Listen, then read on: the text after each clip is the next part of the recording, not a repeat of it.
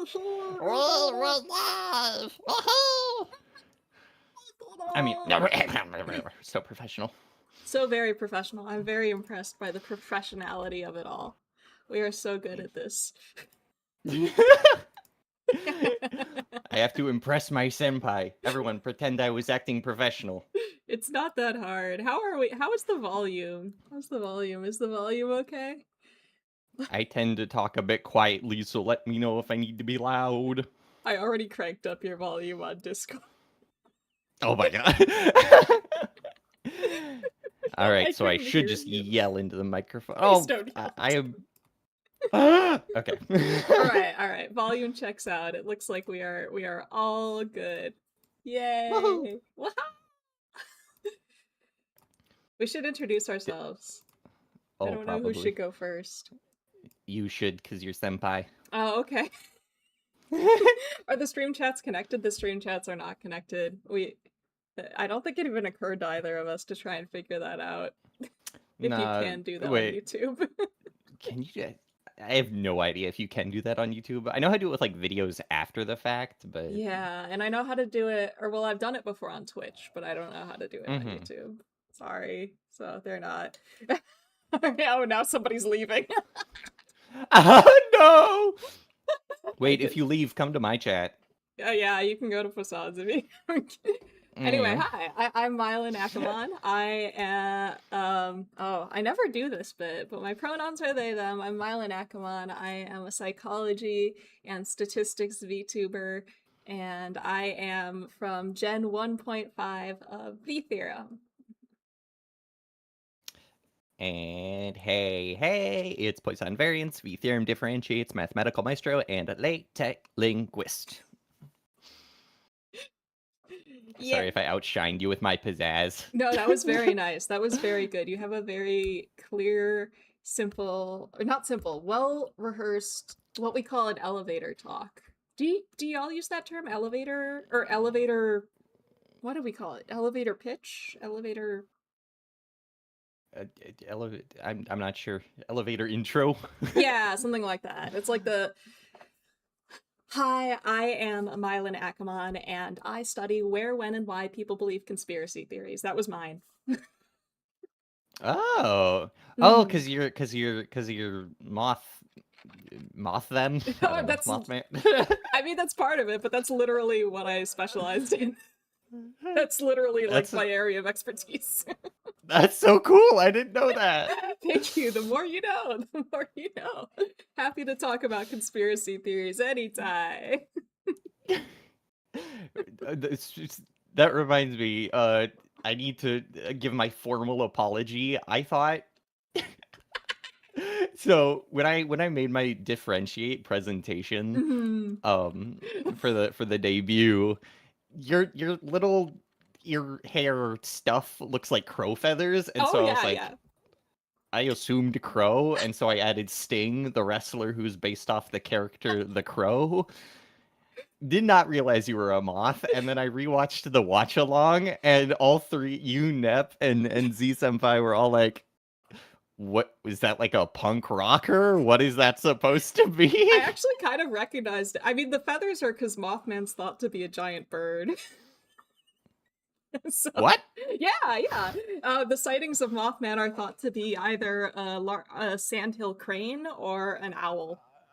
Oh, okay. I thought you meant like the. Yeah. Okay, I get you. Yeah. So Mothman is not actually a moth. In fact, I don't know why Mothman is called. Like, I've read about it, but it just doesn't stick. There's no logical reason to me that Mothman is called Mothman, given that it's described as looking a lot more like a bird.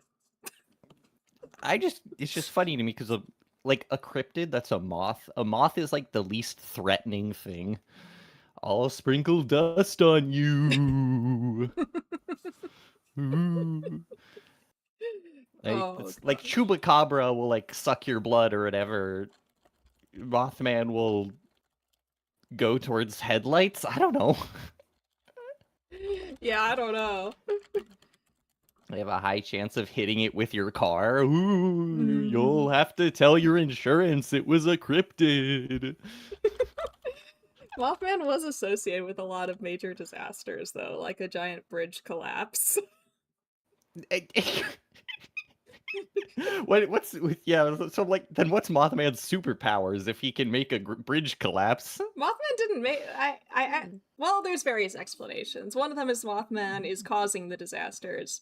I prefer the Uh-huh. Mothman is simply a portent of ill omen. Mothman just came here and's like, hey, some horrible stuff's gonna happen. Maybe you should be careful, and then peaced out. It's like a prophet Yeah, of destruction. That's there's so there's funny. literally a book that got a movie called The Mothman Prophecies. What? Yeah.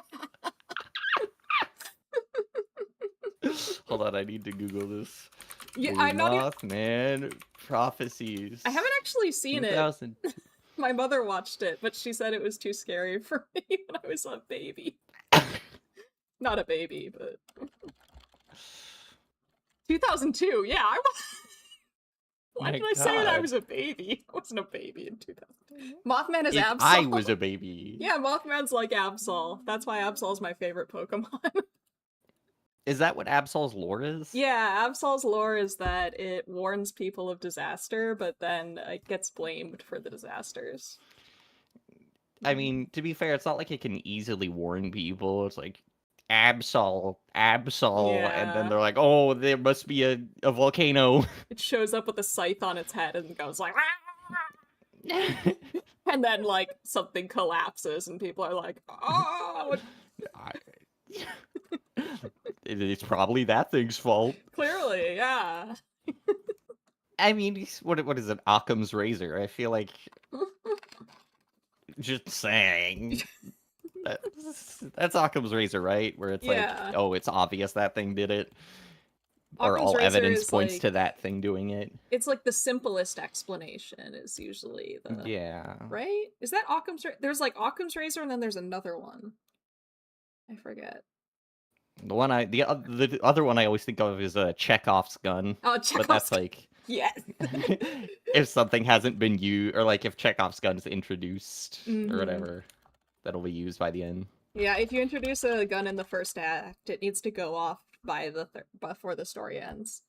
Mm-hmm. Right. Yeah, you've also spent a lot of time on TV tropes.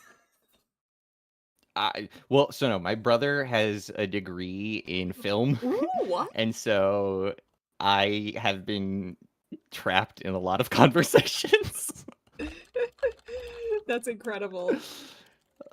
Oh man. Listen,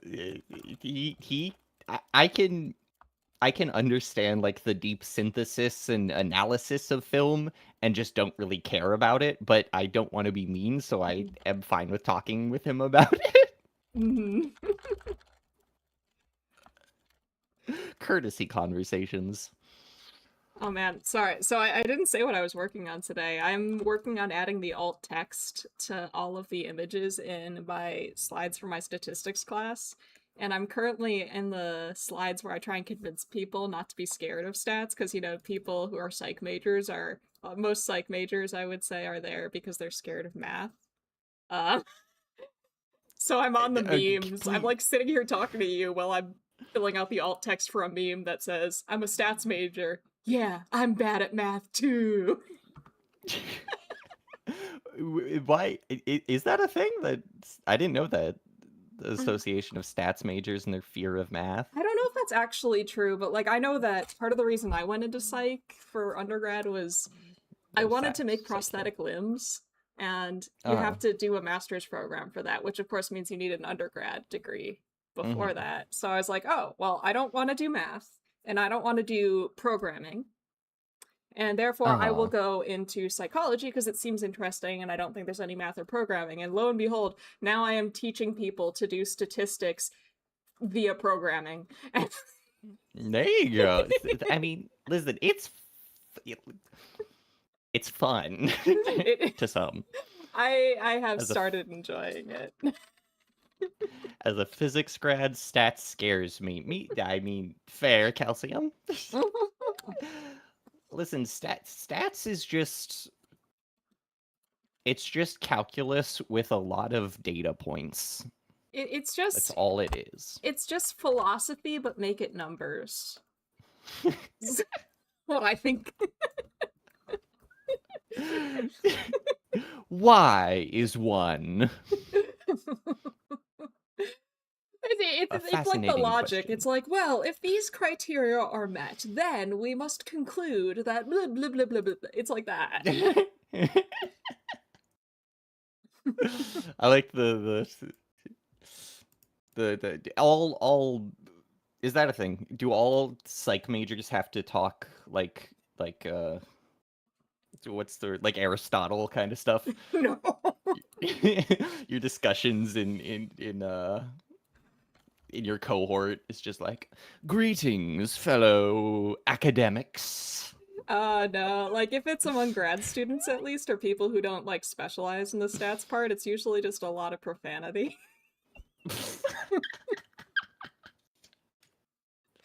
Is that actually every graduate program though? You're not wrong. They're just like, you have to teach the Calc 1 class. God damn! I don't want to teach them anymore. I hate them.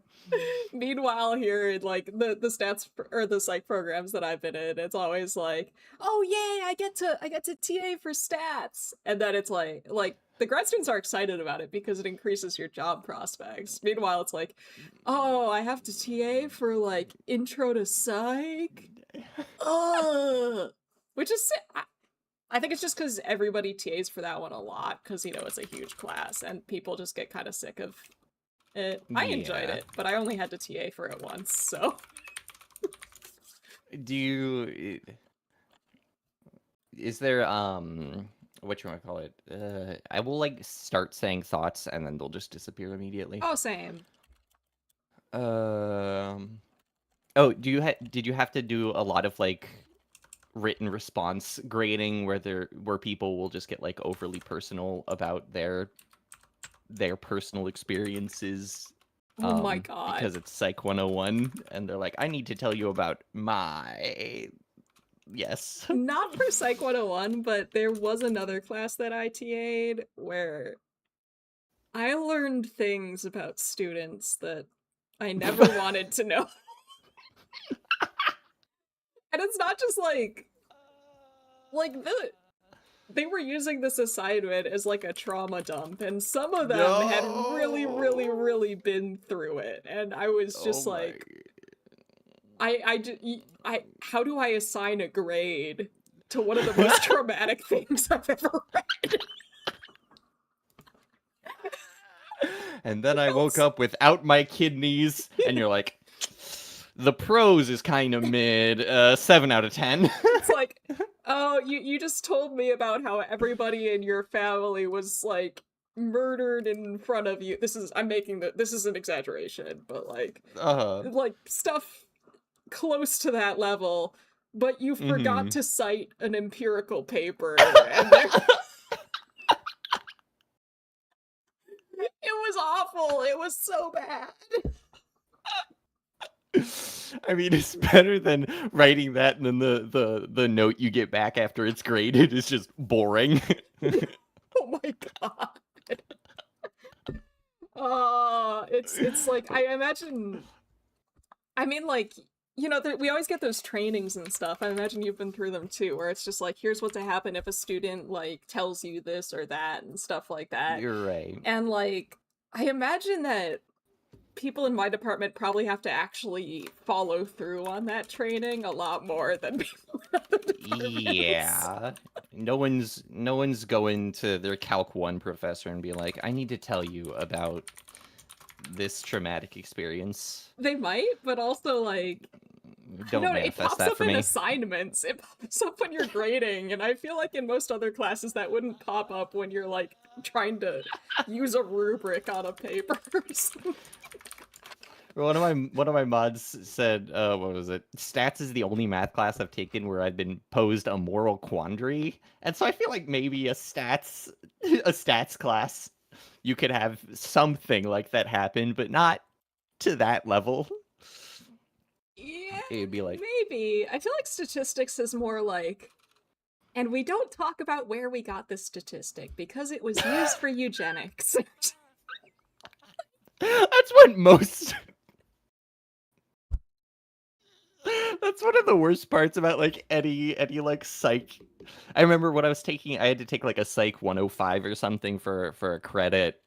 Um, and I remember the grad student who was teaching it was talking about the like moral requirements, and you have to like get approval from different bodies and whatnot to perform certain experiments. And I remember raising my hand and being like, so what if you got some really, really good informative evidence through some horribly unethical means? Would the scientific community have to just discount it? And then the classroom just went silent. And he's like, uh, yeah, you wouldn't be able to use that. And I was like, oh, okay. Oh man, no, we literally, I spend the first half of my ethics lecture going through things like, here's Henrietta Lacks, here's like this, here's that. And like, so obviously the stuff that was going on here was really, really, really freaking horrible. But also, it is advanced science. Like, Henrietta Lacks, because of this horrible unethical thing, it has saved millions of lives.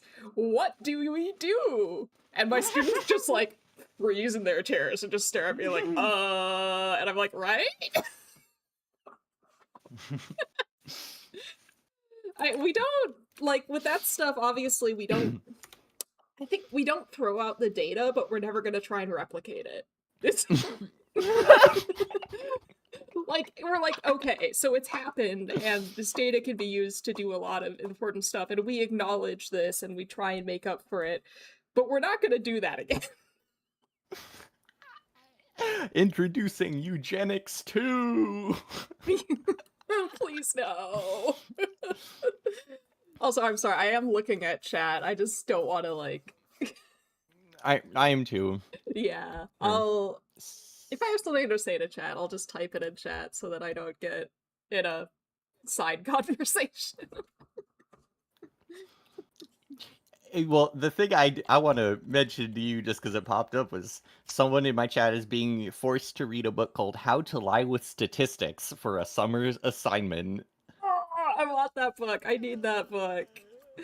I definitely do like an exercise in my stats classes every year of like I have like a distribution of household income in the US. And I'm like, Uh-huh. okay, imagine you're a politician arguing for this policy. Would you use the mean, the median, or the mode? Okay, now argue for the opposite position. Do you use the mean, the median, or the mode? I love that. And then I always end like with, are you lying? No. Are you getting the same answer? No! I think it's a very effective way. Right. No, I was talking with my boss at when I worked in a tutoring center, and she was just showing me an example of, it was like a, not New York Times, it was some like more, it was some like reputable or like popular informational magazine, I don't know, but the cover was like, oh my god, the increase in college price is proportionally inverse to the decrease in their ranking. You know, so colleges are getting more expensive, but not affecting, or like, but are getting worse. But they showed no axes. They showed no new numbers. And also, ranking going down, it was like the value of the ranking. Number one is the best. Yeah. So it's good if your rank goes from 10 to 1. But it was like, oh my god, look at this. I hate it. Graphs are just so graphs.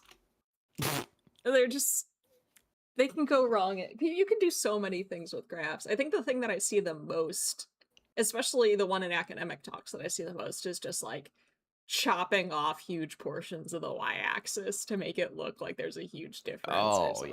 Yeah. That's the one that I see people do the most. But like sometimes you'll just be looking at a graph like that's for an ad or something, and they just like the height of the bars have absolutely no relationship with the numbers next to the bar, and you're like, This number's bigger, but the bar is shorter. No, what was the one? Yeah, there was one I saw the other day, an example of that, where it was like the difference between 1.2 million and 1.4 million was this giant gap, and it was like, look at the, and like, yeah, it's $200,000, but then like if you were to zoom out more, the other thing was like 100,000. Mm-hmm. And it's like, interesting claims. Yeah. Oh god. Now I'm looking at a graph that I made for alt text, and I don't want to deal with this. So many horrible graphs in the world. And I made this one. It's fine. We all have our dark pasts. It's okay. Things... I just don't want to explain it to... I'm gonna send you a picture of this horrible graph. It's not that bad. I just don't like it. I don't want to bother describing it, but I'm gonna, because it's fine. I think I get it. Like, I think I get it. Yeah, I would explain it more in depth, but I could dox myself, so I won't, but... Yeah. Look at this graph! Oh man, you know, I've been wanting to make like little animated shorts, and I think that has to be one of them, that just look at this graph meme. I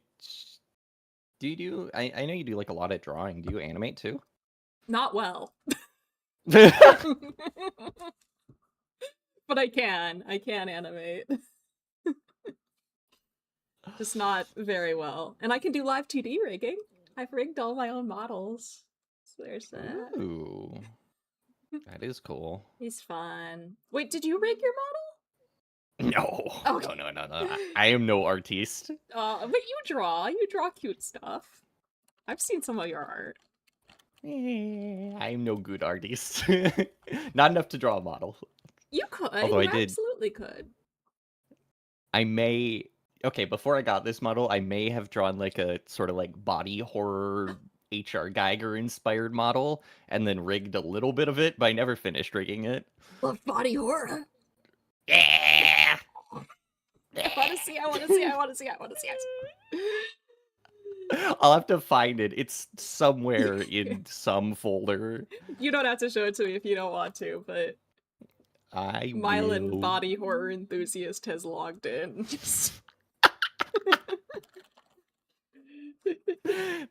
Just that you have that on your desk. You have that on your desk. Just like Mylan body horror. Yeah, come on. Exactly. That's my middle name is body horror. My parents had great aspirations for me. It's true. Most children were given a stuffed animal and a picture book. I was given the Necronomicon. An amorphous bundle of flesh was my first stuffed animal.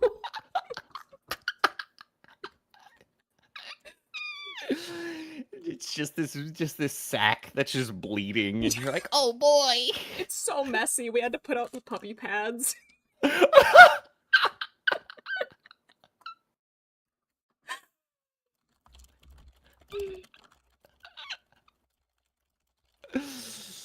my god. Anyway. I love it. But yeah, body horror is awesome. I was thinking about doing a body horror model because I was using a free model for like a bit over a year, and then I was thinking about doing like a body horror thing, and I was like, it doesn't really fit with what I got going on. Yeah, that's fair. I mean, the cryptid thing doesn't really fit with what I have going on, but I'm just vibing.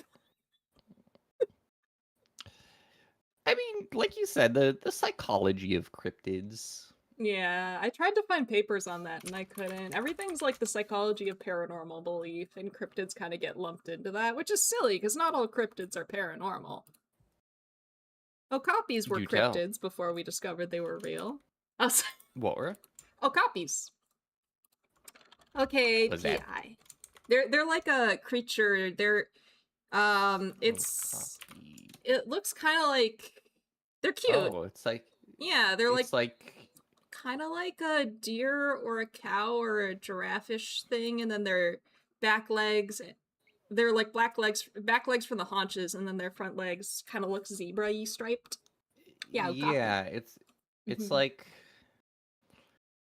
I'm looking at it's kind of like if you here let me put a picture on screen for chat. Yeah.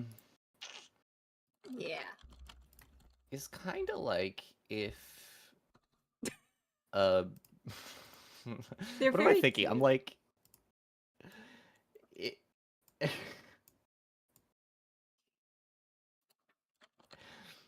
Jay, was it yeah, Jay, that's the model I'm talking about, the red and white one. But so it's like if you had a horse that was in like the alt early 2000s fashion. That's a description.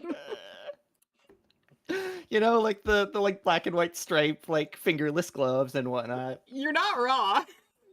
Exactly, same sort of thing. Oh, were gorillas also cryptids for a while? Oh. But yeah, cryptids are like, some cryptids are definitely like supernaturally, like the Jersey Devil and stuff, but others are just like, yeah, that could just be a literal thing, you know? Like, that could just be a thing that exists. I think modern sightings of the coelacanth, I think, were considered cryptids for a while. Oh.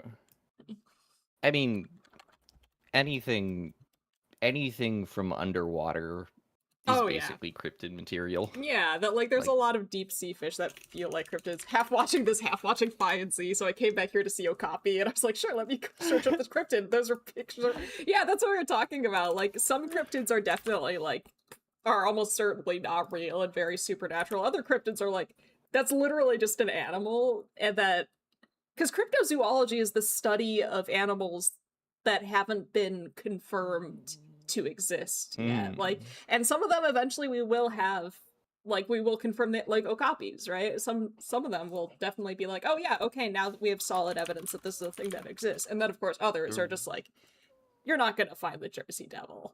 Like, the Jersey time to Devil isn't Google. out there. Jersey Mikes. Oh wait, no, Jersey Devil. Okay.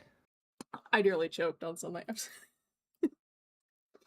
There are some whales that are cryptids, I think, right? Like there's ninjas and stuff. Sorry. So remember that when I sent you those pictures of Mothman from that one game? Yes, the SMT Mothman. Yeah, turns out the Jersey Devil's in the game too. Oh, of course. I have a Jersey Cool, Devil cool. model all designed that I will one day do. That sounds awesome. It's a really cute one. I like it a lot. I'll have to... I don't remember if I ever posted the thing in the thing. I sometimes give the V-Theorem members little previews of next model designs because I am incapable of keeping secrets. Oh, same. Mm-hmm. And I have, yeah, if I don't tell someone, then I'm just gonna share it on stream and be like, hey guys, look at this thing that's planned in 10 months that I have no solid way of doing. Right. And then they'll be like, so when's that thing? And I'll be like, I haven't made any progress in 4 months. I just tell the V-Theorem people about it because if I tell the audience about it, then I just feel like I have to do it. They cannot learn. Oh yeah, there's the I found my Jersey Devil design preview. I can send it to Facade. I can keep sending Facade things and then just not showing anyone else. It's fine. This is us co-working, and chat just gets to be here. Yeah, suffer more, suffer more. We won't read chat. We won't talk to chat. We won't show chat anything. The whole thing of the whole premise is like we're gonna eat treats, and I have not gotten enough progress to eat any treats, and I have my cookies sitting next to me. I put them in the freezer, and they're warming up before I can even enjoy them cold. Like,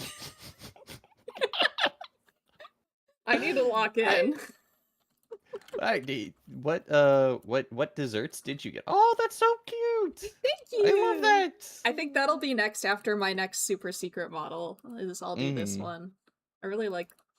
Anyway, I have caramel coconut fudge cookies. If you're familiar with Girl Scout cookies, they're basically Samoas, but off-brand. What have you got? I have I have a few things. So I have double stuffed Oreos. I have a giant Mega Monster Oh. original flavor. Listen, some of us have reasonable taste buds, and some of us like cough syrup. I am the latter. It's fair. It's fair. And then, because inevitably the sweetness will get too much for me, I also have a bowl of what is it? Like barbecue Fritos, which are still sweet but like salty too. You know what I learned Nice. actually that I do all the time?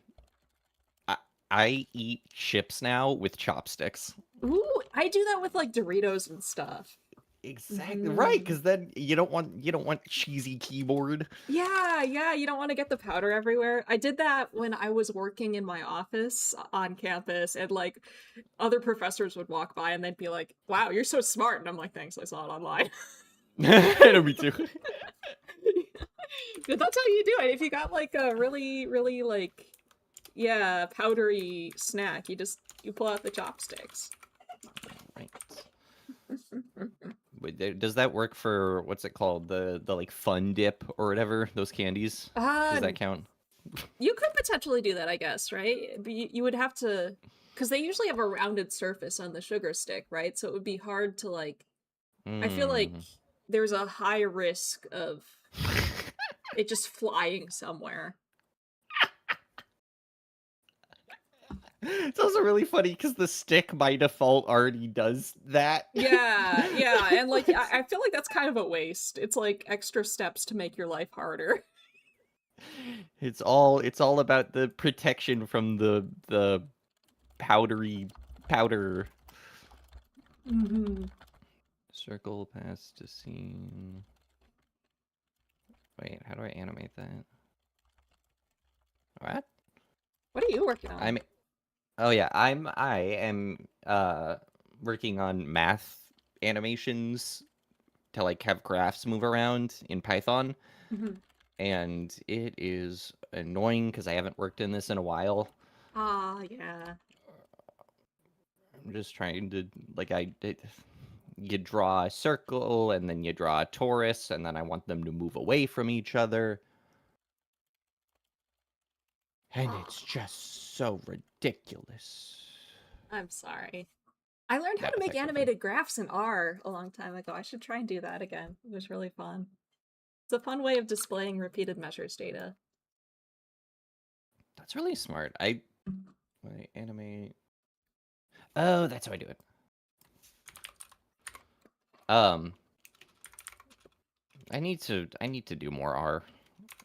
Like it's so Yes. useful. I don't do it. I don't remember any of it. Yes, we should do R together on our stream. I don't want to learn Python because have I told you this? I tried to learn Python once, but it's like the problem with learning Python and R is that it's like learning Spanish and Portuguese. Right. Okay. Yeah, I can see that. Yeah, they're just like they're too similar, but not so similar that they're the same. Then what if? Okay. So then what qualifies as French, which would be on the other side of R or the other side of Portuguese? I don't know. I So don't know like, enough about coding to say. so like, what if you learn whatever programming French is, and then wait, no, you already know. Wait, no, this. Hold on, that would be helpful for me. That wouldn't be helpful. Wait, We hold could on. just look up like programming language family tree, right? Because there are things that are like based in That's true. C or like based in what is it, S, I think. There's something about R that's like based in something called like S or something, or like there's versions of, I don't know. Right. I I just told I just drew a circle. I told it to animate to move to the right, and then I Mhm. play the animation and it moves to the left. Is Move it left then. interpreting it as your right or its right? Ah, you got me. All right, fair enough. That's a good point, Calcium. Why not? Senpai, why not learn LaTeX? No. You know, we have that comic of me and Sai trying to bully Phi into learning R. I think I need to Exactly. make a sequel to that where you're trying to bully me into learning LaTeX. Yes, correct. It's just me and Sai looming over Phi, like, you need to learn R, and then you zoom out and it's you looming over us, like, learn it LaTeX. I think you can even write LaTeX in our studio in our Markdown. I think that's compatible. And I probably should, but I don't really want to. Stage right. I'm pretty sure it's. Sorry. You can do stuff. Well, so like a thing that my chat does, someone just did it, is so I have a add-on that lets them type in LaTeX in chat, and that lets you also affect stuff like emotes.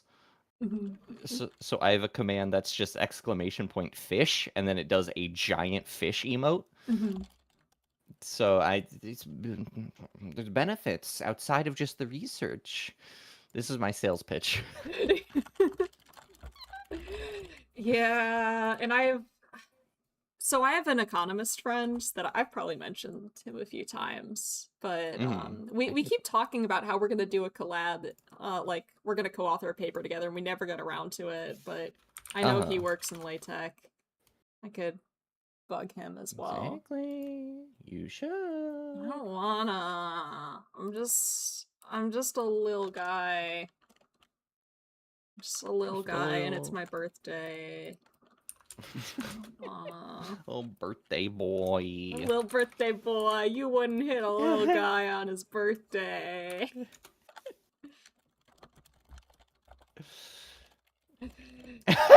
Is that the academic equivalent of we should start a podcast? I think it is. I don't know who said that, but I think they're correct. Yeah, so my chat is. Sai and I are like that. We keep being like, we're gonna co-author a paper, we're gonna co-author a paper, we're gonna co-author a paper. We literally have a Google Doc that's nothing but ideas for papers. It's so bad. Will you be my at all?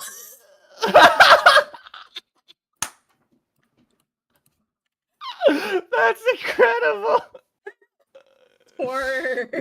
Please. That's awesome. Yesterday or the day before, my chat was trying to come up with math pickup lines, and I never thought of academic pickup lines. That's awesome. Oh my gosh. I think I was there for that bit. Like, I popped in and I was like, was it Calcium Compadre that came up with a really good one? Yes, I think so. Yeah, I can't remember what it was, but... Calcium, you're in chat. What was it? What was your amazing math riz?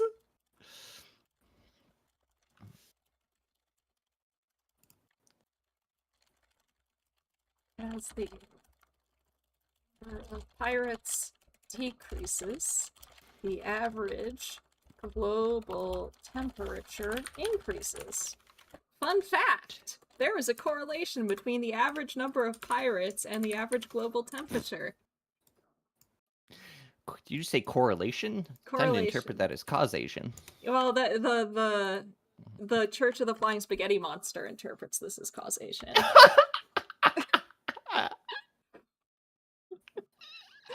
I'm not even joking, they did. I'm so happy that you made a flying spaghetti monster reference. Like, I cannot express how happy V theorem makes me. I'm so glad. It's just so many nerds that get the stupid crap that I say, and they also say it, and it's oh my god, Z senpai, thank you for the raid. Oh, hey Z, hello Z. Oh, that was it from Calcium. Are you E to the X? Because no matter how much I derive, all the answers lead back to you. Oh no. Yeah, I'm not math savvy enough to fully understand. Here, let me explain it with Yuri. Yes! Anyways, hi Z, hi Orbeez. How was the stream? Yeah, I'm sorry I couldn't stay. We really need to use the V-Theorem calendar. I checked. No, neither of us put our collabs on the calendar. None of the four of us thought to do so. I forgot that calendar existed. We all forget the calendar exists.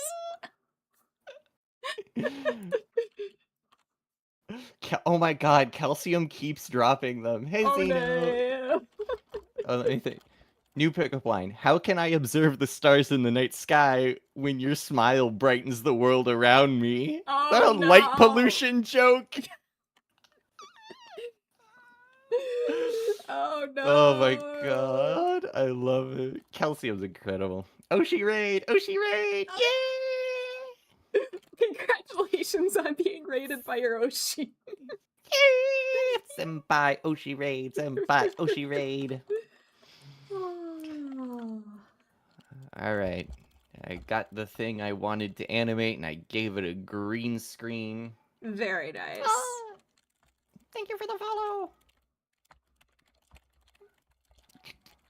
Is it Alright, okay Calcium. if I don't capitalize proper nouns in the alt text?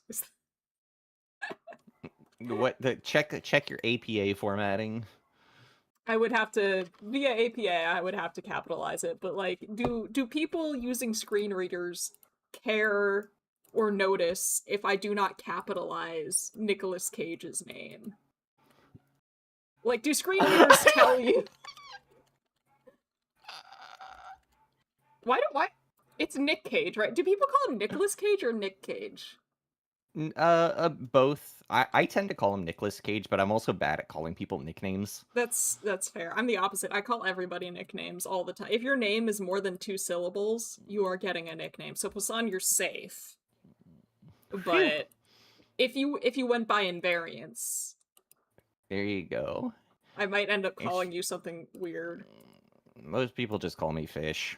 Fish. Toothpaste. Poisson is so fun to say, though. Why would you call you Fish Right? when you're Poisson? Poisson. Can make Hey, the Pendu. croissant thing, but make it Croissant. poisson. So I was talking to Poisson. Poisson.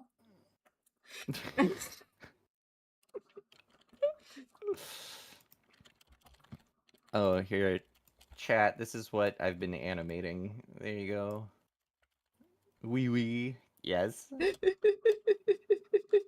If you talk about the guy who stole the Declaration of Independence, it's almost invariably Nicholas. Okay, but if we talk about the guy who was attacked by bees, well, in a Wickerman, do we still call him Nicholas or do we call him Nick? Does this matter? Like, does the context matter? Is what I'm saying. Yeah. Which one is Ghost Rider?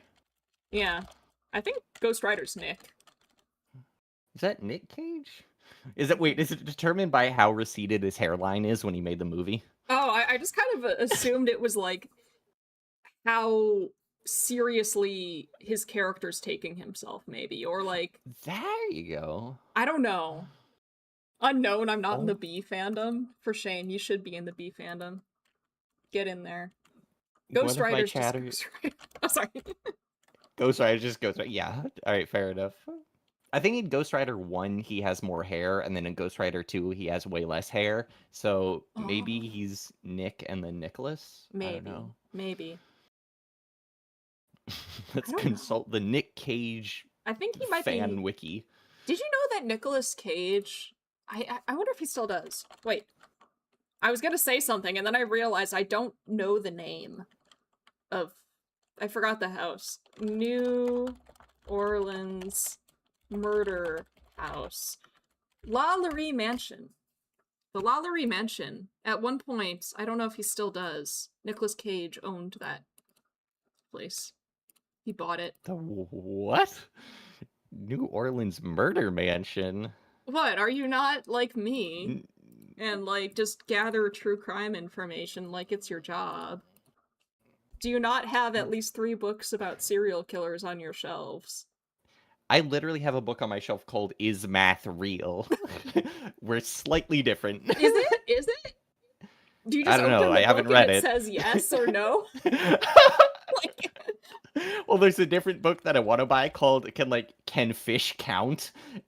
And I'm waiting to open that one and just have it say no. Put that on your throne or something if you have one. There you go. Someone just dropped like 3 or 4 math pickup lines in my chat while we were talking. Oh my gosh. There's some good ones. I don't think you would get any of them, I but definitely wouldn't, but try them out anyway. all right.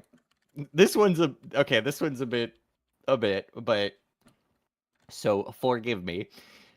Uh, I wish I was your Fourier transform so I could investigate the frequency of your curves.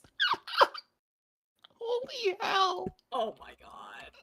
Oh my god. There's so much. Mylan, do you have a Dr. Pepper? I have finished my Dr. Pepper for the day, and Maury is not here, so I cannot ask for permission to get more.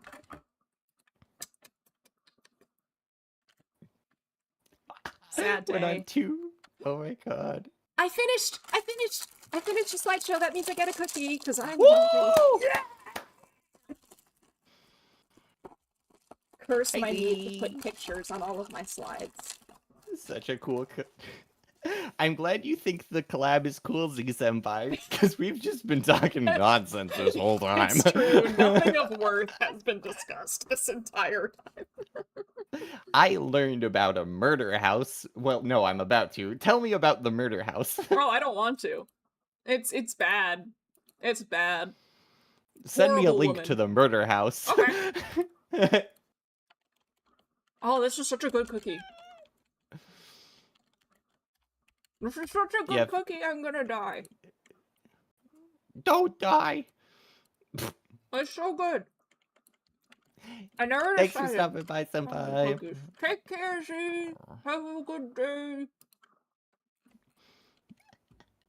Alright, hold on. I gotta get my iPad. I gotta switch to start doing math study stuff now.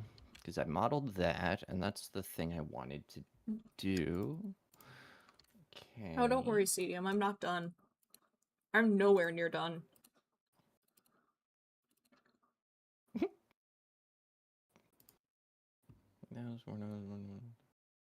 I'll have to read about that. Oh wow, that isn't fun to talk about. No, it's Just not. reading It's horrible.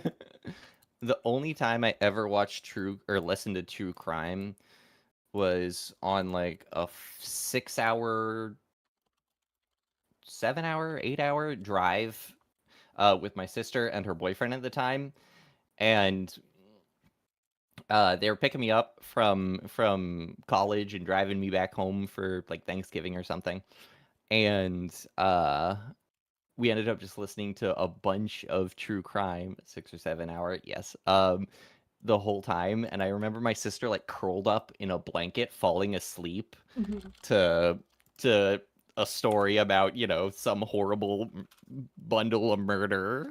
And she's just like, oh, what did I miss? Oh, you know, and then I would fill her in. I was like, well, the brother and his girlfriend ended up killing the family and da da da. Like, and she's like, oh, okay. Yeah, me and my sister and my mother are all, like, at least for a period of time, we were all very, very into both true crime and, like, you know, fictional, like, stuff.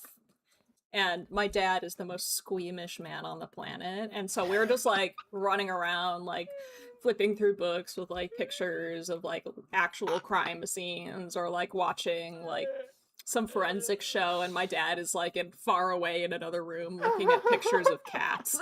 Like, poor father. That's great.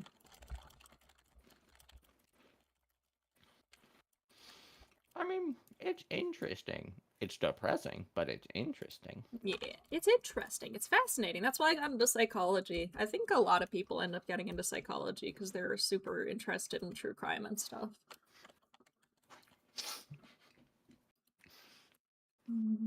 I've always wanted to learn about how to murder. I just want to know why. Why do that? That's fair. And there's never a good answer, really. Hold on. Yeah, no, and never. You're like, well, let's hear this one out. Yeah. You know what? This serial killer had a bit of a point. No, doesn't quite happen. I feel like people would be concerned if I was like, actually, some of them have a point, and then like that would be an issue. That could be your thesis. Yeah, no. In the in the following pages, I will justify the murder of. No! Yeah, I don't think that goes over so well. No, that would be bad. I wouldn't do that. It's a really funny defend. Like, to have to defend it in front of a committee is such a funny idea. I wonder if you could do that in philosophy. You could Oh, probably do that in law. there you go. You guys, you could, if you had a friend who was a law major, a collaborative thesis. Oh man, you know, there's this paper that I really wanted to write. Like, there's a study I really wanted to do when I was in grad school, and my advisor said no, unless you get a bunch of background research in the same area. And I couldn't find a lot, but I did find a law paper, and it was specifically moral judgments of consensual cannibalism. And Oh, okay. You've piqued my interest. yeah, I still want to do that study. Like, how do people reason through whether something is like people view cannibalism as amoral, right? Or like, well, Right. not amoral, like something that is bad to do, an immoral action. But if Yeah. the other person fully consents to it and they're totally Right. okay with it, because usually it's perceived as immoral in terms of like harming somebody, desecrating, or whatever it is.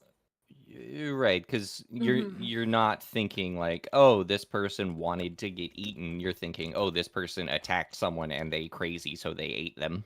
Mm-hmm. Yeah, right? Oh, Torg is referencing the exact case that inspired it. Yeah, that. Mm-hmm. Noted cannibal Poisson invariance. No, no, no, no, no. I hate eating fish. Yeah, I think the court case ended up being people decided that the person who consented to it couldn't possibly be in his right mind by virtue of having Hmm. consented to it. They're like, it doesn't matter Hmm. what psychological evaluations the person said. It doesn't matter if the person was considered sane. The mere act of saying he was okay with this means that he was not sane or like not competent to provide consent. Oh, you're referencing a totally different thing. Sorry. I'm bad at names. I thought you were referencing the same thing. But I feel like that's um I feel like that's a cyclical, like that's self-fulfilling, like, Yeah. you know, they couldn't have been, that couldn't been sane because they did the thing that made them not sane. Like, Oh yeah, sorry, Torg. It was something. But yeah, yeah, I also feel like the reasoning is kind of cyclical. It's just this assumption that that no sane person would do this thing. right. Yeah. But As I mean sanity is a socially constructed thing anyway. And what uh-huh. counts as sane and insane is there's no there's no like physical foundation to that. There's no objective point at which you tip over from being perfectly sane to no longer sane. There's I could go on a rant for a long time, but I'm No, not even a shoot. clinical psychologist, so I don't know if I have the right to go on that rant. Oh, okay. It's like, but you'd get this, right? Like the way that I see diagnosis is like it's a factor analysis, right? Or like a cluster analysis. These aren't Uh-huh. like distinct categories. We're just grouping things that tend to co-occur together. Right, and so you go, oh, that falls under the umbrella of insanity, Yeah. but I get you. Uh,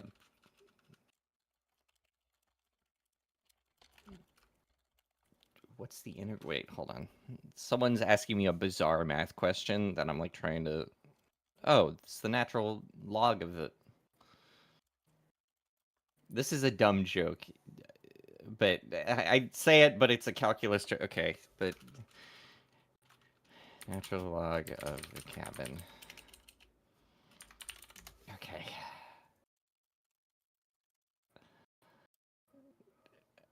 A houseboat? What? I have no idea. Anyways, what? So how do you... okay, whatever. Anyways, sorry.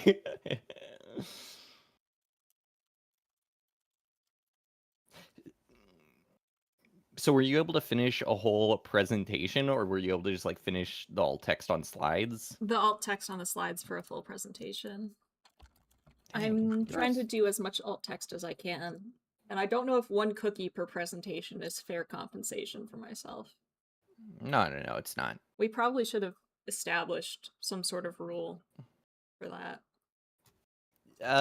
Well, that assumes that the that there's a universal acceptance of what is and isn't valid for cookie amounts, but True. I feel like it's more broad than that, Some people would call you insane for eating 20 cookies after one slide. I call that justified.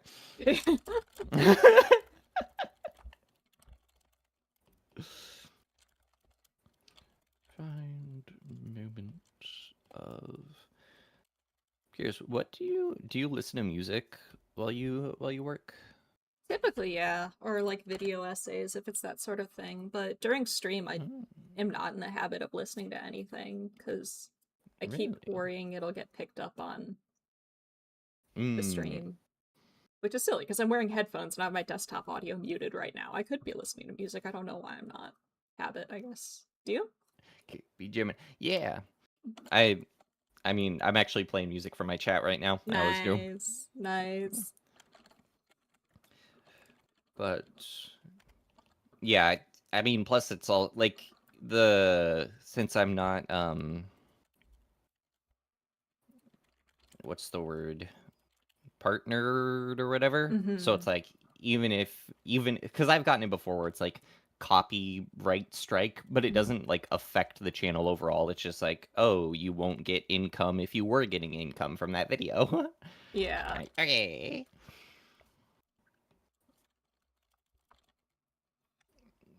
Plus, it's like I'm not I'm not in this to try and make money. Yeah. I became, you know. Yeah, I just worry like cuz there are a lot of songs where you can they just like get rid of your ad revenue or whatever, but I don't want like a Oh, video getting copyright struck. I guess I could just like not archive this stream.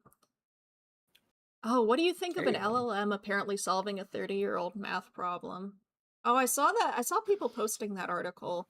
I don't think I understand math enough to really speak on that. And also, if you know me, you know that I have an immense hatred of generative AI, and I don't trust myself to be objective on that matter. So I'm Uh, I mean, so I didn't actually read the article. I briefly heard about it as well. Um, so I should probably read it. But I'm in a similar boat. I am very anti like you said generative AI. Um, and so yeah, I also wouldn't I've like had people like try to be like, well, what about using math for or AI for this or AI for this? And I'm always like,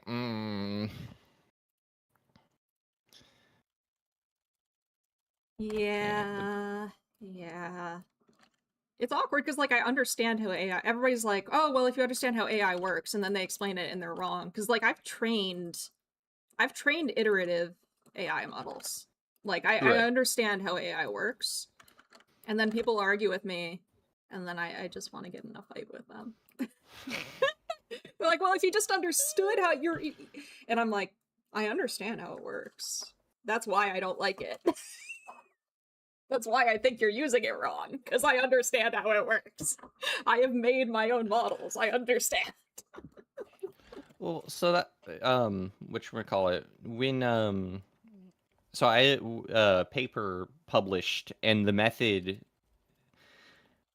method we used, um one of the reasons it got published is because it was not black box, whereas all the other things in current research that were targeting those same analyses were black box models. Mm-hmm. Um, and one of the things about it was no one was actually like no one in all of the explanations. Like I read so many different papers where it's like we achieved 90% accuracy, we achieved this, which also their interpretation of ROC curves and all this stuff where it's like, mm, it's a common problem in research is not knowing how to actually interpret data, or results. But yeah, big number, therefore good. Right. But also, there was so little explanation on what their black box models were actually doing, because guess what? Black box. And then it's like, well, this model must be good because it told us all these answers. Now let's throw it into clinical settings and hope it's good. I'm like, Yeah. But part of the reason we got published is because we got better results than the black box models, and I literally by hand wrote out tons of codes of equations of like, this is what we're doing to every single data point. Mm-hmm. It's just crazy to me that's my thing against it, where it's like, I get analytical AI is different than generative AI, but I want to know what's happening. Yeah, that is sad. Like, when I was using it as a classifier, so I trained a model to classify text as belonging to one category or another. So it wasn't generative AI, it was, um, I forget the exact name for it, but Analytical? analytical, I guess, yeah. That wasn't the name that I learned for it, but that, yeah, That's it is that just like the general category of that type of thing, or? That's what someone in my chat said, so Oh, I'm yeah. using it.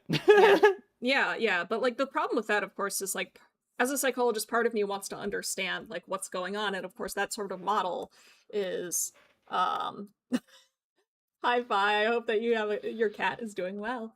Um, but but part of it is, of course, you want to understand what's going on there. But that type of model is just making predictions from a whole bunch of variables, but it doesn't tell you what those variables are. And to an extent, with linguistic ones, you can pull out the tokens, that is, the words and features of the text that it's using to distinguish, but it's very, very difficult to understand what that means. It's like, oh, I You're used right. this word to distinguish between the two, or this type of punctuation like is 70% more likely to appear in this category than that category. But like, okay, that's predictive, but I don't know what it means. So like, in addition to that, what I did was I also did some more basic text analysis of like, okay, this type of language or like this type of Mm-hmm. punctuation, and I would do like just a t-test to see if it was more common in one category or another. And I specifically tested things where I had some theoretical reason to think it would differ.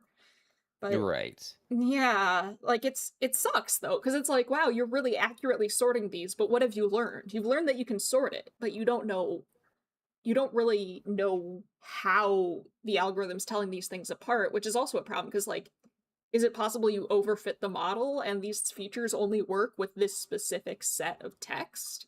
And if I tried to bring in more text, it just wouldn't apply anymore? Because, like, I don't know if this feature's predicting because this is an actual feature of this whole genre, or if it's just this text I trained the model. I don't know. You're right. Is it a feature of, yeah, the genre or the set, the Mm-hmm. data set? No, yeah, that's I'm I don't anytime I've ever done any amount of like research or testing, I never trust when I get big numbers or like good results, like high accuracy on those. And Mm-hmm. so like there's and then yeah, adding something where it's like, oh, look, we, like you said, we have this sort of potentially overfitted, again, not entirely sure how it's treating these variables. Mm-hmm. I'm even less inclined to trust it, but Nah, that's totally fair. I think that's very, very fair, especially from like a mathematician point of view. Hmm. But it's Mhm. also the hot topic right now, and so it's You can't go every anywhere. no, it's when we first presented those results Hmm. for that paper I was talking about, the first thing so like this old dude who's been around, who's been studying for years. I think he was a part of like MIT. Hmm. Yeah, no, it was presenting to a group from MIT. I remember it. And the first question he asked, he goes, "Well, have you tried this with any sort of like AI model?" And I'm like, "Mother," and I was like, Oh. no, we have not. In fact, we performed better than their AI model." And it's just annoying that like that's the gut instinct. Oh my gosh, there was this researcher that I really respect this researcher, but he got really excited about AI and he was using Uh, it to do qualitative coding of data, which is basically you're looking at data and then you're labeling it as like it has this feature or this feature, it belongs in this category, that category. And he was like, right. "Oh yeah, I decided to use like ChatGPT to do my qualitative coding." And I'm sitting there like, "One,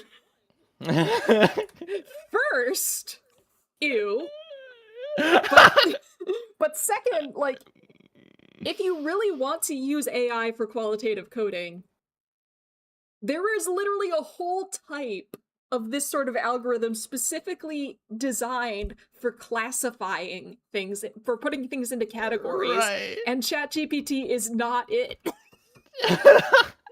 Like, if you wanted to use AI for this coding, I could have taught that guy. I know how to create those models. He went off and just used a completely different thing, and then I told him about it. He's like, "Oh, I had no idea," and I'm like, "Yeah, because you don't actually care. You didn't actually care to see if this was a good solution. You're just like, I'm just gonna throw some AI at it." And like, this guy is incredibly sharp. He's incredibly smart, but like, I think that made it more upsetting for me. Right. Like, well, it's in those moments where I feel like people's brains almost regress. Mm-hmm. Or I'm like, why are you relying on that thing when I know you're a smart person? Mm-hmm. Sometimes all you need is logistic regression. I mean, Yeah. yeah, sometimes it's that sort, but it that's what makes it tough is that, yeah, you have these people who are like you said, seasoned researchers, respected, and it's like, why aren't you double checking these sorts of things? Why aren't you playing it more carefully? Yeah. It's frustrating. But oh well. We'll live, I suppose. Mm-hmm. I'm bad at arithmetic. What's 2 to the 4th? Why would you expect me to know that? You're the math guy. 16.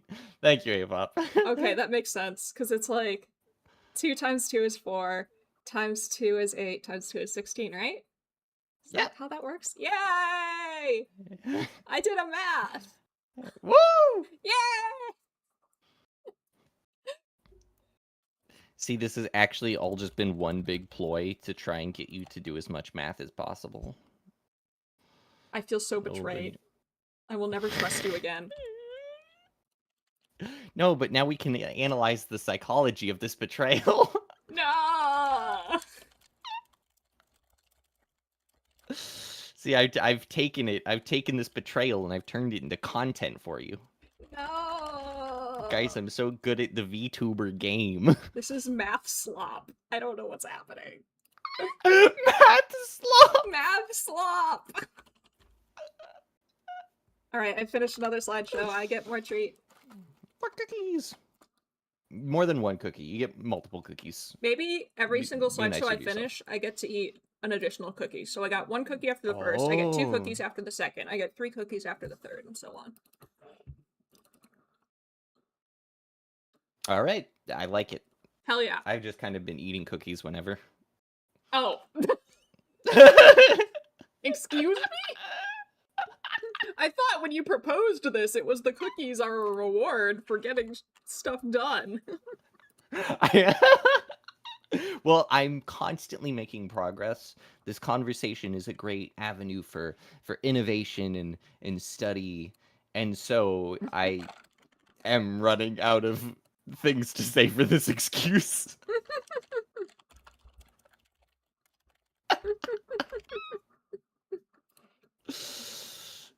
Shaking my head. Guys, I've disappointed my senpai. Here, we'll do a run back at some point where you get to eat all the cookies you want, and I have to be limited. Yes. Yay. I will make you suffer.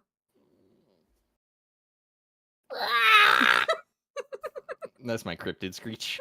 It was beautiful. Thank you so much.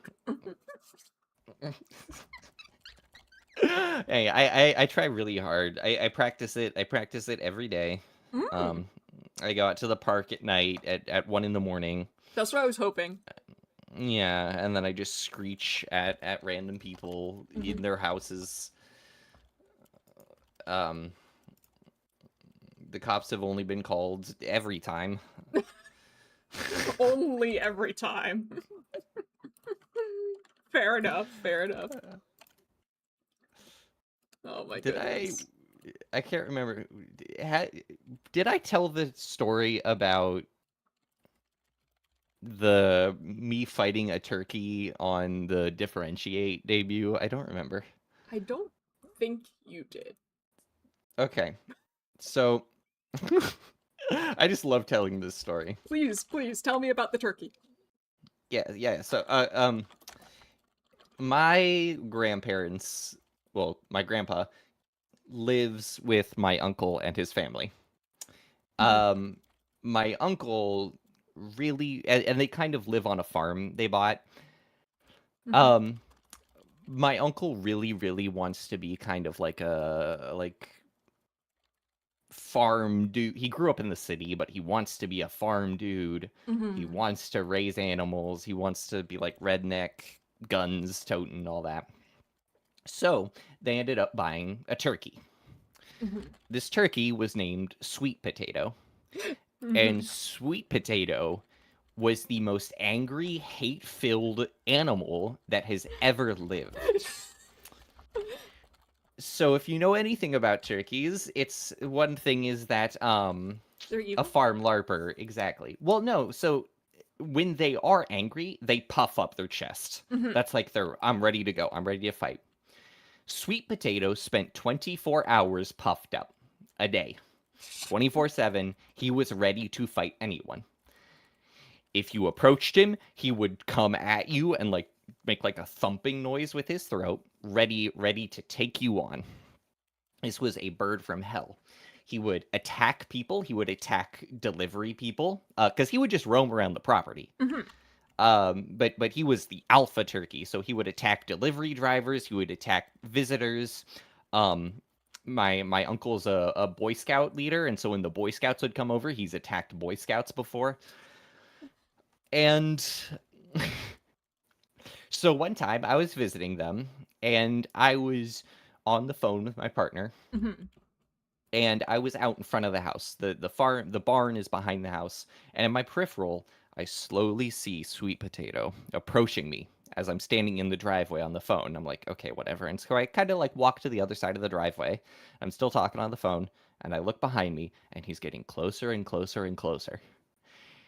And he's getting puffier and puffier and ready. And so the thing you would just do is like yell at him. You would just be like, Sweet Potato, F off, screw off or go away. And normally he would like maybe with people he was used to, he would like come up and like puff. And then he would walk away. Like he was an ass, but he wasn't like aggressive to people he knew. He was in a bad mood for some reason. And so he approaches me. And he starts kind of like swiping at me with his claws.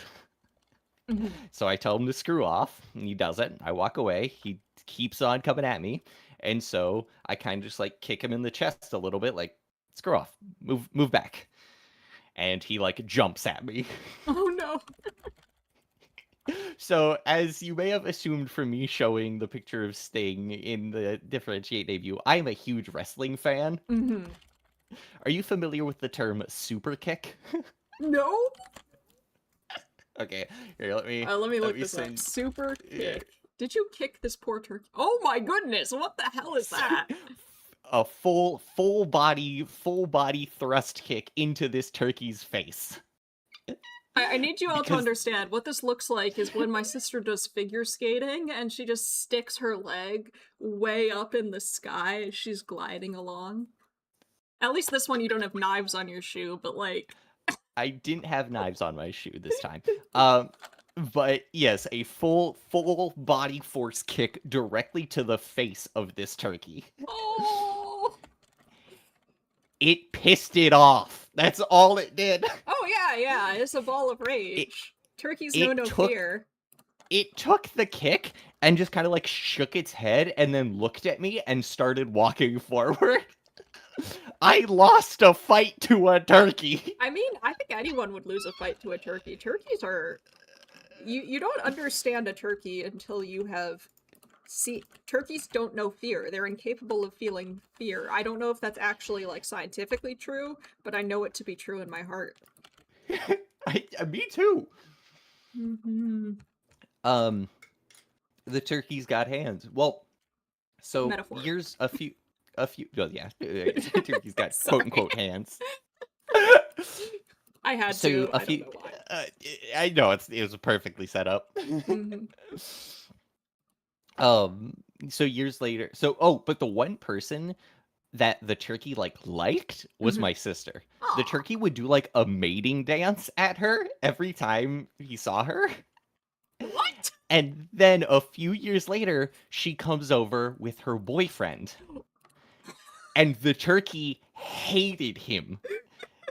Like, when he would come out, the turkey would like run at him and actively chase him down, attacking him all of the time.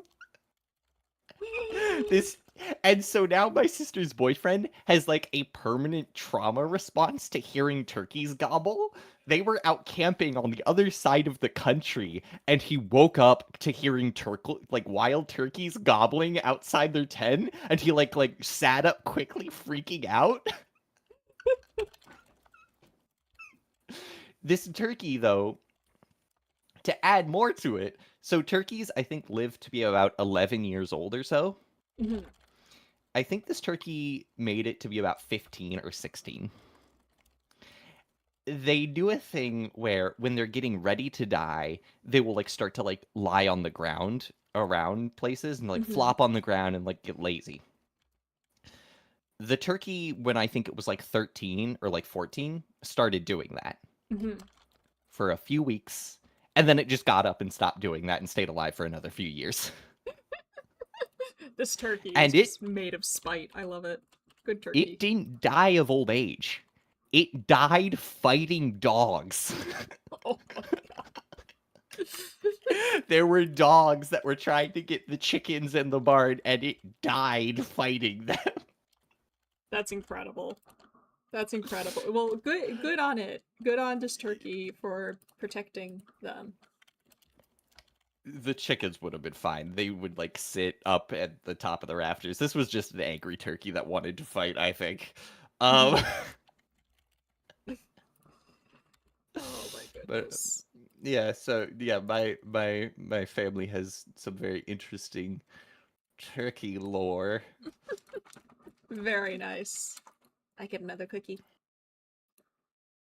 I'm gonna reward myself with one too because I told a turkey story. Rewarding yourself for the turkey story, I see. Mm-hmm. How did the dogs come out of it? The dogs survived, but Mm. the turkey went down swinging. That's what I did. Mm-hmm. Oh, these cookies are so good. These cookies are so good, I'm gonna die. I keep saying this. This is fine. Please don't die. It'll make this really awkward. Oh, how the turntables. You were threatening earlier. That's- Don't die, it's bad for your health. You're not my doctor. You don't know that. You don't know that. Maybe I'll respawn with all of my status effects cleared. You don't. Do you keep your inventory, though? I don't have keep inventory on, but that's okay. Oh. I don't really care about these pants. That's really... Keep inventory equals false. Oh my god. I don't carry much on me. That's true. Yeah, I don't either. My like phone and wallet and keys and stuff are all like, you know, well, if I'm in my room, then yeah, I definitely don't carry anything on me. Exactly. Yeah. Like, what would I lose? A half-eaten cookie? That's valuable. It is a good cookie. That would be a darn shame. If you choke to death on the cookie, then nothing's lost. Horrible sentence out of context. Just what sort of behavior are you encouraging in your senpai? Clip farming, I don't know. This is how you take over V Theorem. You just casually invite everybody to, like, co-working and cookie collabs, and one by one. What happened to Maylin? I don't know. They were eating a cookie. It was out of my control. Anyways, Nep, what's going on? You want to go eat some cookies? Totally out of my control. Oh, no.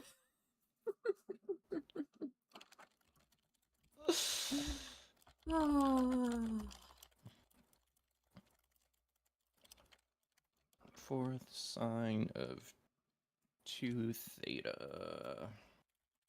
From 0 to 2 pi. Cool. That integrates very friendlyly.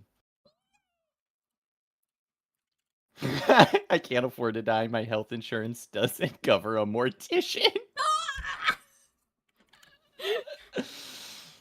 Listen, the debt will be passed on to someone else, so that's very considerate of you. Oh my god.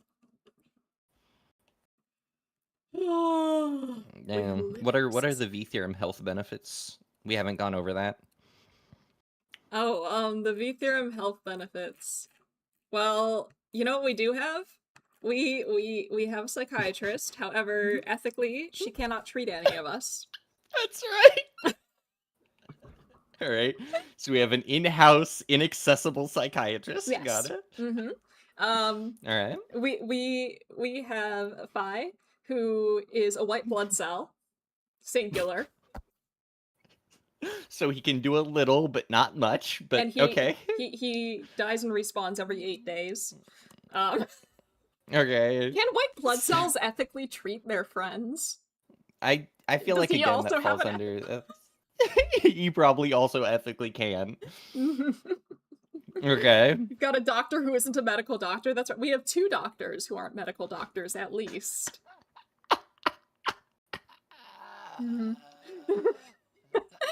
So, okay. I'm a doctor, but I'm not that kind of doctor. All right. I can help if you want to know why people believe conspiracy theories, though. I think that'll clear up my clogged artery. Yeah, sure. Surely.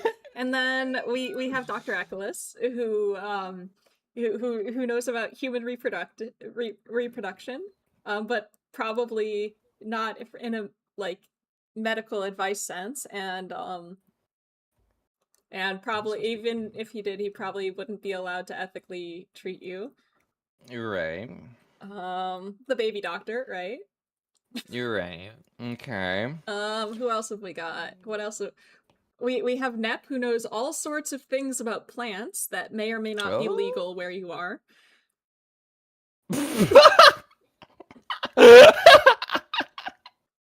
No, actually, that should.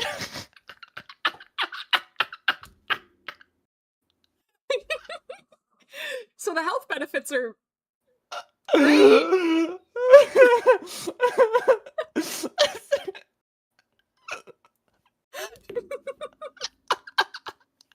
I don't know why that got me. That's so funny because I wasn't even thinking that. And I was like, plants. Why wouldn't that? And I was like, oh, that's amazing.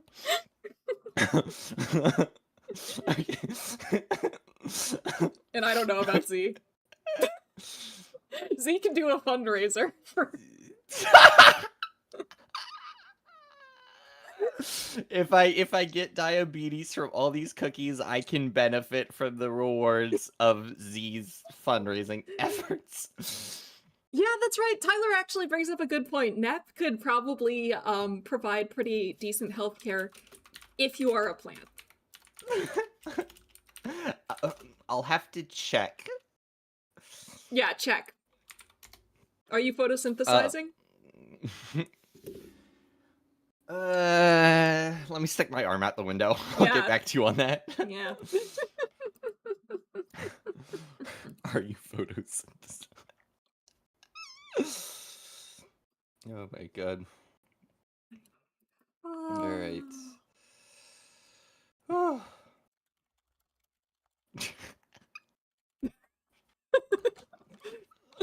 The NEP line still got me. I don't know why that killed me so much. You're welcome.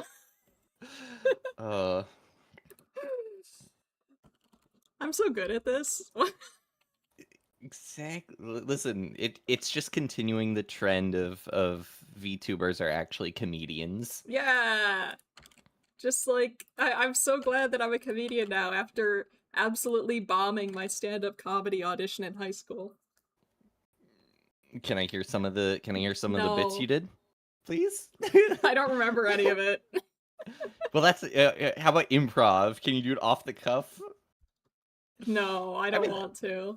I'm gonna mention that. I'm gonna drop that little bit of lore, and then I'm not gonna elaborate, because anything you can imagine is infinitely funnier than whatever I said. Have fun. All right. All right, this is the follow-up to this stream has got to be a stand-up comedy stream. No, please no. Please no, I can't be funny on purpose. It's fine. It'll just include a heckling crowd. Do you want to see me cry on stream? That's how I get people to laugh. I'll just start crying.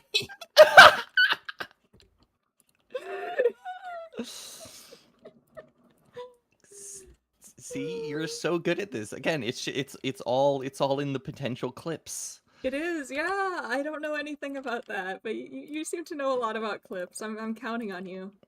There you go. Yeah. See, I am so prepared. I am so in tune with the VTubing ness.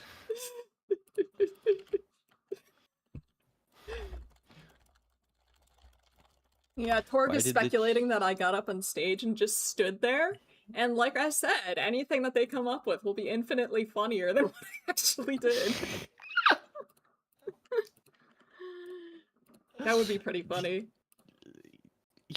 I am dying to know now. Oh my god, there will be so much just like theory crafting now about this.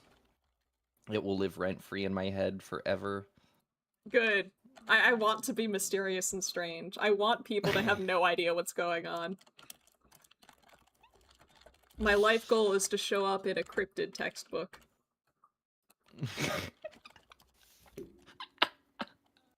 Here's the skunk ape, and here's Mylan, you know? It's just a picture of, it's like a blurry picture of you like drinking a Dr. Pepper, like looking at the camera. Yes, that's exactly it. Scientists theorize where it emerged from. There's no conclusive evidence has been found. Mm-hmm. Have you seen, oh shoot, have you seen Jimothy? Yeah. I mean, how do I say that? Okay, you know what? I'm pretty public about the area I live. Bro, Jimothy is from my zone. Jimothy lives within a few miles of me. Oh my god. So have you seen Jimothy? I have not seen Jimothy in person.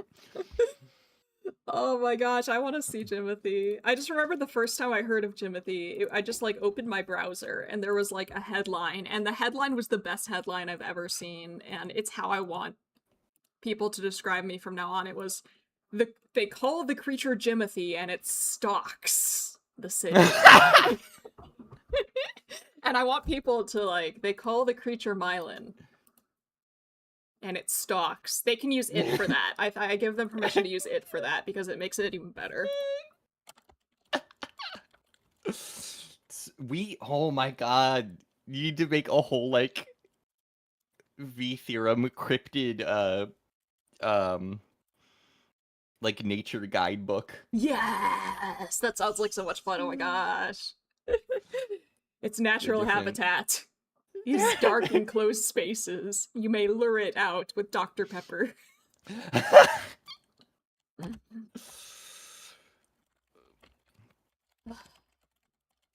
What would yours be? Dark enclosed spaces. Let me think. I'm trying to think of what you would anger me by discussing the triangle. The triangle? What is the triangle? I did an entire stream once about this very particular triangle that is not a valid triangle. That people, there's like this thing where people on the internet will be like, oh, this has 4 equal angles and 4 equal length sides, so therefore it's a square, and it's just like some cursed polygon. Mm-hmm. But there are more requirements to be a square than just that. And then there's one where it's like, oh, this is technically a triangle. How do I even... Okay. Are you familiar with complex numbers at all? A little bit. Okay. So let me I'll send this triangle to you. Well, I'm excited. I wish to see so Pythagorean theorem, a squared plus b squared equals c squared, right? Yes. Mm-hmm. All right. So that means, the square of one side plus the square of another side gets us the square of the third side. Well, I was sent this triangle that is one side is length I, one side is length 1, which means that the hypotenuse by the Pythagorean theorem would be length 0. So this becomes our triangle. Just take this screenshot. Hold on, I need to drop my screen sharing AirPlay so that you guys don't see my Discord. I gotta send it there.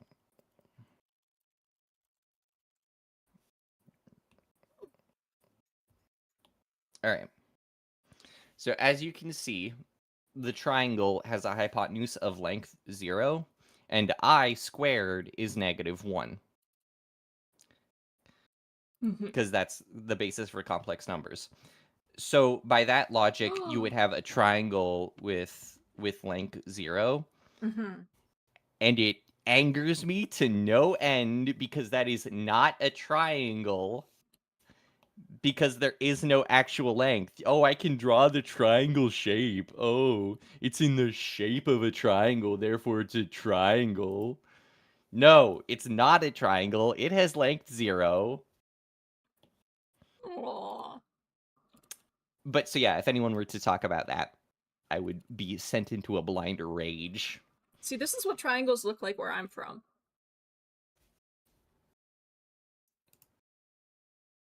I'm from Cryptid Land. This is our triangle. This is simply what triangles are. I don't know if you're sending me something or you're just saying that it's justified. It's justified from where I'm from.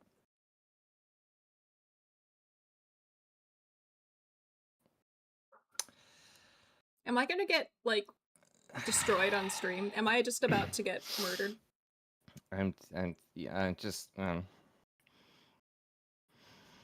Do you want to study in silence for the remainder of this stream?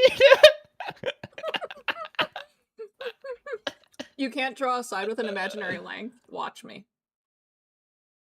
So, like, in the complex plane, in theory, it could exist, but it still wouldn't be a triangle because you have a length of 0. Poison considering using poison. Maybe. You stay away from my cookies. I was just thinking these cookies taste a bit, and then you just drop. You just hear cluck, cluck, cluck. No, not my cookies. Just if you're gonna poison me, pick something that tastes worse. Well, then you wouldn't eat it then. I would eat it. It's just a shame to destroy such delicious cookies. No, the cookies still taste good with the poison. You don't want to know they're poisoned. I don't want them tainted.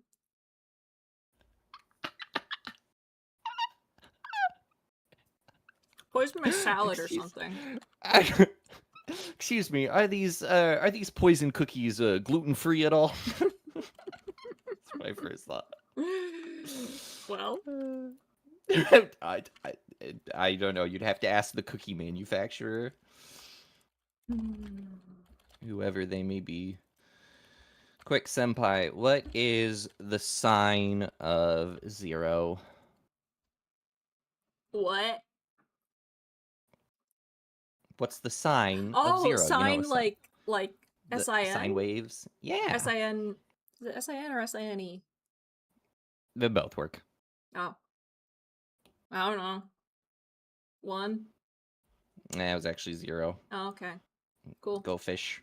Go fish. I don't have any fish around here. I'm just gonna pick you up. It's just like the grabbing hand out of the monitor. Exactly. A hand reaches down from the top of your screen, picks you up like a freaking claw machine, and just drops you in the pool or something. You know when like on the Wii when you would pick up a Mii. Yes. Legs are kicking. Just like imagine me doing that to you right now. That's what's happening. It's not how I wanted to die. Oh, I get to use this one has my favorite statistics meme in this PowerPoint. It's the stop doing statistics one. Please do share. Oh man, I have to do alt text for this entire thing. There's so many words. Here, I'm sending it to you.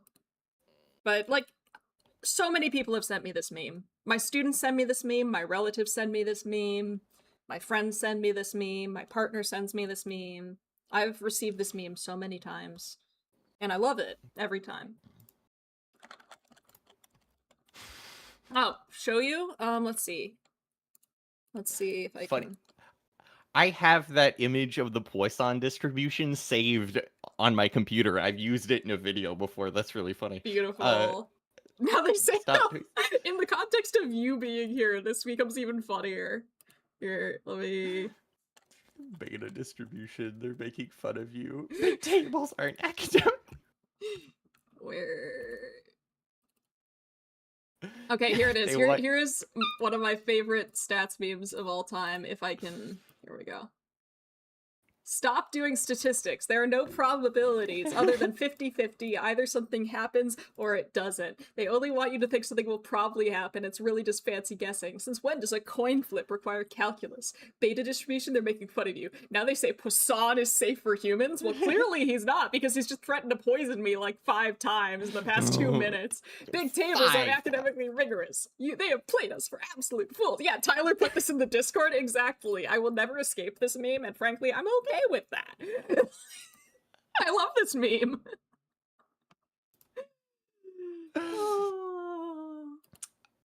It's a good one. I don't think I threatened to poison you 5 times. Well, we can watch the VOD and count.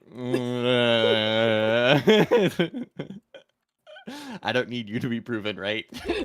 I wasn't counting, so I have no idea. I'm wildly off, and also it depends on how you operationalize threatened, because it was all one threat, but you repeated it multiple times. That's true.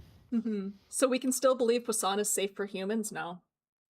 I mean, it's true that I'm not human. You are correct in that, Kinguin. However, I do not believe that Poisson is safe for anyone, really. I think I'm getting painted with a very, very unkind but accurate brush right now. What is a senpai for but to be honest? Oh my god. This fish during debut threatened to overthrow V theorem leadership, which doesn't exist, mind you. This is a horizontal power structure.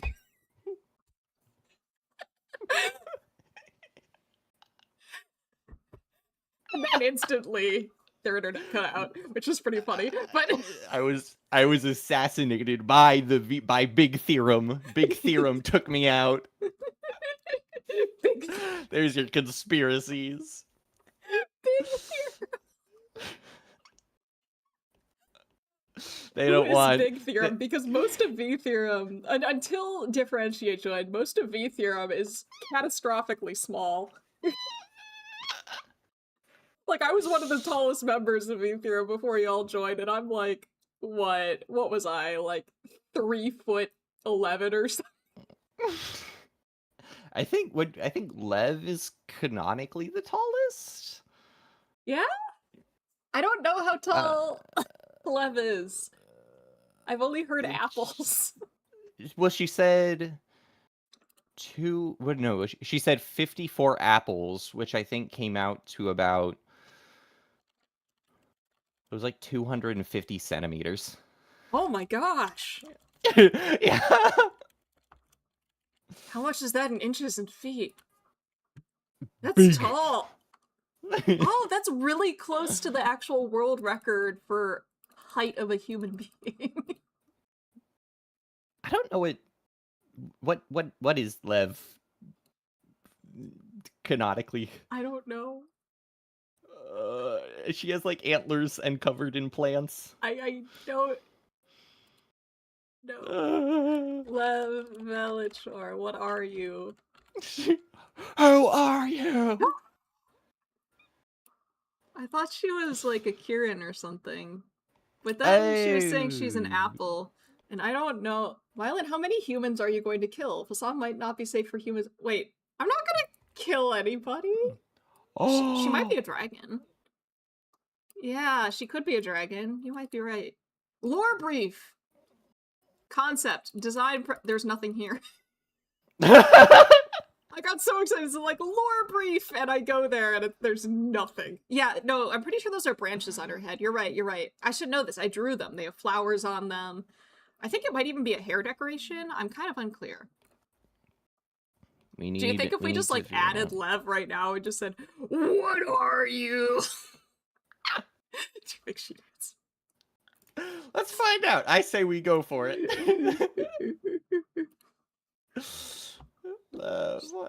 She's not on right now, but I don't. I'm sure she would respond to an probably. Inquiring minds want to know. There we go.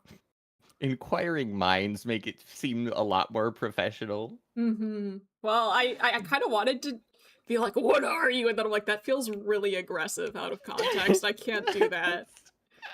Lev is so sweet. I don't want to be mean to Lev. Or else she might never talk fanfiction with me again, and that would be a tragedy. 5-second collab just to establish what Lev is. Why not? Come on, Lev. Drop whatever you're doing right now. Give us lore. I don't have any. Do you have any lore? Yeah, Besides just like I'm a Mothman from Point Pleasant University in reverse West Virginia, and unfortunately your world does not recognize Point Pleasant University as a valid institution of learning and science, and therefore I was unable to publish any empirical papers and journals. And journals over in reverse West Virginia are not nearly as well respected, and therefore, in order to publish to get a faculty position, I moved over to your world. Okay, that makes sense. Yeah, their loss. Yeah, really. Yeah, for shame. For shame. I like that. That's so fun.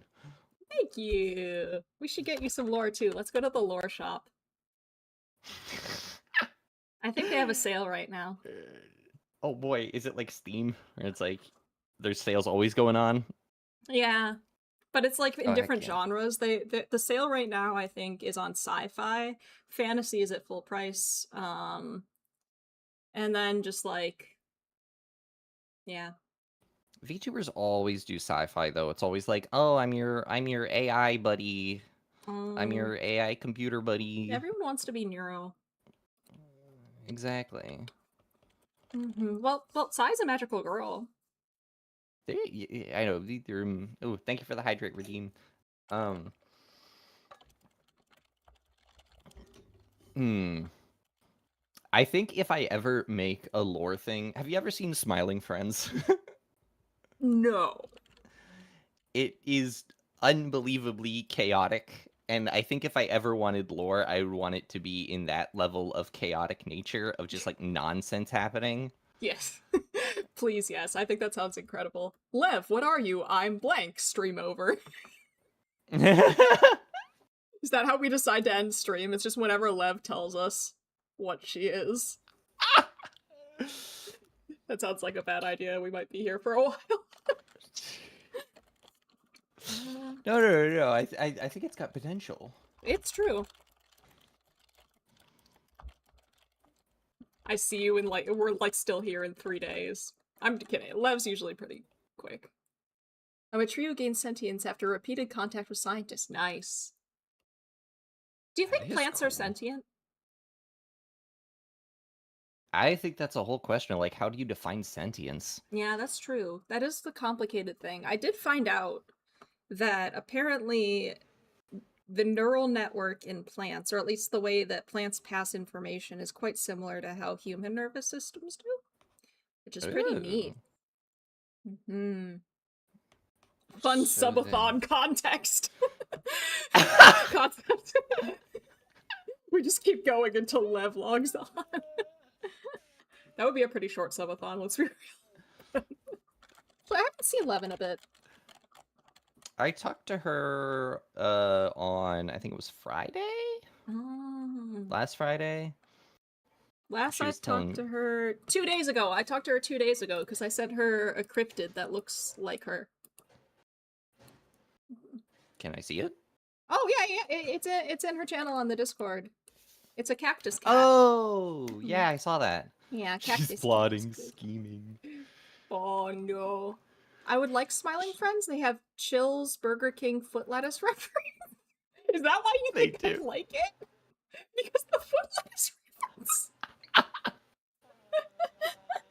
There's still a timer, but it's attached to Lev's alarm clock.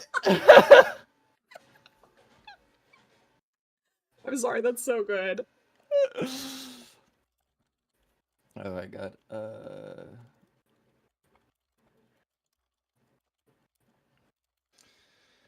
Find the probability. Funny enough, I'm doing calculus stuff, but I'm actually doing probability with the calculus stuff right now. Haha. I'm currently doing my lecture about probability. I'm updating it. I'm currently on the bit about base rate errors. Sounds pretty based. Yeah. I have the best illustration of base rate errors that I know of, which is an XKCD comic. XKCD has great stuff for everything. It's so true. I don't know how he does it. Cactus Cat is great. It says... Thank you for the follow on, Andro. It's the, remember, right-handed people commit 90% of all base rate errors. What? Yeah! Do you know what a base rate error is? I do not. So the base rate error is when you judge the likelihood of something without considering the underlying probabilities. So, in this case, it's right-handed people commit 90% of all base rate errors. And your brain is kind of like, oh, so that means right-handed people are more prone to making base rate errors. But actually, that's just because 90% of people are right-handed. Right-handed. Okay. That's awesome. Yeah, it also happens with diagnostics. The other example I have is like, let's say you just met with a doctor who's informed you that you have tested positive for a 100% fatal disease. To make things worse, the test is accurate 95% of the time. What's the probability you'll die? And of course, like, your instinct, of course, is just to go like, well, if the disease is always fatal and it's 95% accurate, then there's a 95% chance I have the disease and I'm gonna die, right? Uh-huh. But that's not But actually the no. case, because you have to ask yourself how many people are getting tested for it.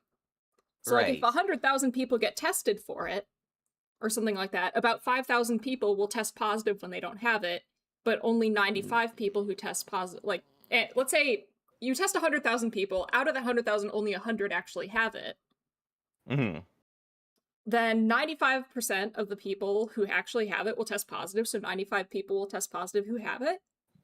But also, 5% of people who don't have it will also test positive, because there's a 5% error rate, which means about 5,000 people will test positive, which means that out of the 10 or 100,000 people who actually take the test, only about 2% of the people who test positive on the test actually have the disease, because it's so rare. Right. Yeah. Most people, the level of like interaction between stuff like false positives and whatnot, I think scares a lot of people away from stats. Mm-hmm. And also the counterpoint, the going against intuition, because like you said, our intuition is to be like, oh, I have 100% chance of having it. Mm-hmm. But we need to train the intuition of people to be against that. Yeah. To look at the numbers. The numbers, Malin. What do they mean? Stuff. The Oh Monte yeah. Carlo problem. Which one's the Monte Carlo problem? Do you mean the So, are you thinking of the Monty Hall dilemma? The Monty Hall problem? Well, isn't a Monte Carlo method? God, I haven't done this since I did like signal processing. Oh, freaking signal processing. Let me think. Oh, they were thinking of the Monty Hall problem. I'm so good at my life. No, you're good. You're fine, CDO. Don't worry about it. Right, a Monte Carlo simulation. Random sampling to predict the range. Yeah, Monte Carlo sampling is just pick random variables and then you calculate the output. Mm-hmm. What's the TEDx had a Monte? video riddle on that. Yeah, the Monty Hall problem is a really, really famous statistical dilemma. Well, not statistical dilemma. It's a statistical problem where the intuitive answer is the incorrect answer. And it's like very famously used in thing. Bakemonogatari, or it wasn't Bakemonogatari, but one of the Monogatari anime referenced the Monty Hall problem, and I was like, of course you would do that. It's the one with the 2 doors, right? The 3 doors, yeah. 3 doors, yeah. Yeah. Or like, yeah. Yeah, it's the And your Kingwood. intuition is to change your answer.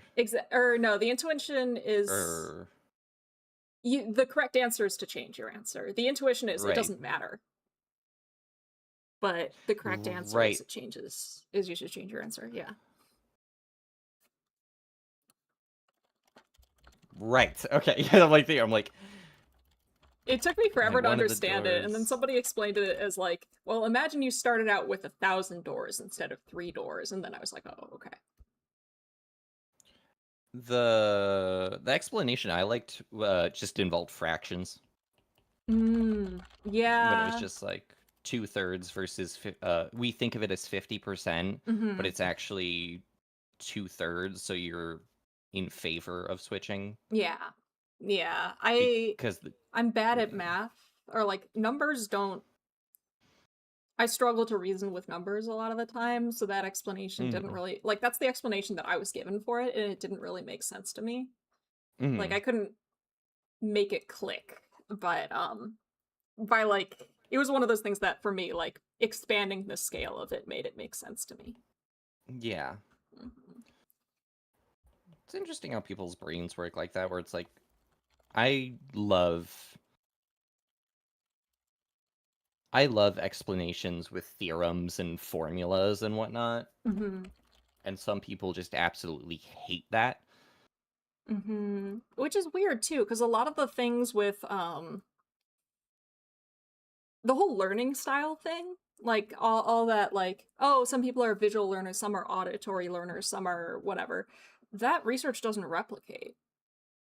Oh. Yeah, like that's not really a thing. So it makes it extra weird to me that it's different explanations work for different people. I think it's just because of like maybe it's not so much a learning style as it is just like a thinking style thing. Because it's not how the information is communicated, it's how the information's framed, sort of. I Well, don't know. that's no, yeah, because like in that case, isn't it also kind of like a teaching style? That's very important. Mm-hmm. Where, sorry, I was wait, yeah, 1,000. That's why like you can have amazing teachers, and then you can have not, or like teachers that people really love, and then teachers that people don't like as much. Mm-hmm. Framing the same information. I don't know. Yeah, well, like, the thing about teacher ratings is that they're not actually really correlated with how much you learn, which is frustrating. On stuff what like rate my professor kind of stuff. Oh, Rate My Professor is horrible.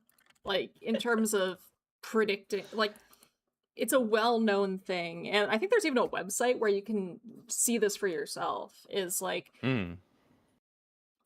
teachers that are women that are not white, Mm-hmm. teachers that are women, teachers that are not white, and teachers with accents tend to get significantly low, and not just significantly, like pretty big effect size, lower ratings than Interesting. white I'm men not. teachers, like just across the board. Uh-huh. Mm-hmm. Well, that actually reminds me, yeah, because when I was in high school, I was taking college classes, and Mm-hmm. I had a professor who was just like not so, or the two classes I was taking at the time. One was an English class, and one was a pre-calc class. The pre-calc class was taught by an Asian American man with like a very thick accent, Mm-hmm. and um, that was fine. Like that wasn't a problem. But I could see how like some people might have trouble getting through the accent sometimes. Mm-hmm. Anyways, the other teacher was the English teacher, no accent, white woman who the thing was that she was just not grading. She was Mm-hmm. not grading, and so it was the end of semester. The semester was ending in 2 days, and I didn't have half my grades in. And I went to my I was setting up my next classes, Mm-hmm. and my advisor, I was like, actually, there was something I wanted to just like complain about a bit, or like who I should report this to, Mm-hmm. with this professor not grading their work. But before I had said the not grading their work, they're like, oh, was the problem with the, or like I have a problem with one of my professors. Well, the problem with the Asian American professor, lots of people can't get through his accent and all this stuff. And I was like, Oh, no, he's been excellent. um no, it's the person who's not grading anything. And so it's yeah. interesting that like her assumption was the, yeah, and so I'm just like, how many people are knocking this person because of something like, oh, I can't understand the accent, therefore bad teacher, Mm-hmm. when I feel like the curriculum was very well taught. And it just comes down to, yeah, some people have thicker accents, and it can be hard if you're not used to that level of diversity. I get that hurdle, but it seems like weird to like say like, oh, I wouldn't recommend this professor because I had this personal issue versus their entire teaching style. I don't know. Oh man, yeah. I admit I have a bad habit. It's funny because like I think a lot of students would consider this a good habit, but like professors and teachers would definitely consider this a bad, toxic thing to do. Is I Uh compulsively check my Rate My Professor, huh. which is not necessarily a great thing to do for your mental health. Like I having a Rate Your Professor page. I don't know if you are in a position to have one or if you ever will be in a position to have one, but like if you Google my name, one of the first things that pops up Well, I guess not my name. If you Google my alias, one of the first things that Yeah. pops up is a whole bunch of students that barely know me judging my worth on a scale of 1 to 5. So, like, if a relative searches for me, or, like, if a relative searches for me, or, like, if my partner's parents search for me, or something, like, one of the first things that anyone searching for me will learn about me is how much a bunch of undergraduates think I'm worth on a scale of 1 to 5. At least they removed the chili pepper, because I really do not want to know if my students find me hot. I hope they don't, but I don't want to know. That was a thing? That were you not aware? Yeah, for a very long time. My professor also had a chili pepper that told you where students could rate how hot their professor was, and that was part of the rating. What the hell? Yeah, yeah. Luckily they took that down before Yeah. there was a page made for me. But yeah, that was a standard part of Rate My Professor for a very, very long time. Oh yeah, I want to pick this class because I want to fantasize about my professor while I'm learning physics too. What the hell? Yeah, I don't know, man. That's so creepy. Got nothing. It was creepy. It was really creepy and uncomfortable, and I'm so glad I can confirm. Yeah, see? You see, it's in the tradition of Facebook. I do wonder if it was somewhat related to that too. Yeah, but like That makes me feel so ick. it is so ick. And like, you go there and like it's just luckily most of my reviews are pretty good, but I had 2 reviews that were bad. One review, it was a very specific situation with a very specific student that had nothing to do with like my teaching style or anything like that. And they just misrepresented it on there. And then, which to be fair, they were, like they were having a very rough time. I understand why they would be upset. I understand why they would blame it on me. I understand how that happened. I'm not like mad at the student or judging the student or anything. The other student was just very salty, and you can thumbs up or thumbs down things on like reviews on Rate My Professor, and I don't do that because like the site's not for me. It's not for me. But like that went up and I got really, really sad, and I was really, really sad for like a couple days in a row, and then I checked it again, and like other students who went in to rate me had like review bomb thumbs down that one a whole bunch, and then it got deleted. You're like, yay. I felt better. My self-worth is saved. Right? Do not base your self-worth on your professor page. That is one of the worst things you can do. Do as I say, don't do as I do. Like that. Oh my god. That sounds I'm not gonna get over the hotness rating. That's bizarre to me. It was really messed up. But it's gone now, so it's okay. Yeah. What's 8 times 49, right? No, it's gonna be 4 times 49. Wait, hold a minute. Sorry. The only time the thing I will appreciate about Rate My Professor is if someone writes about like specific is specific. In the sense of I had a professor who did not care about his job at all. Who was 100% phoning it in.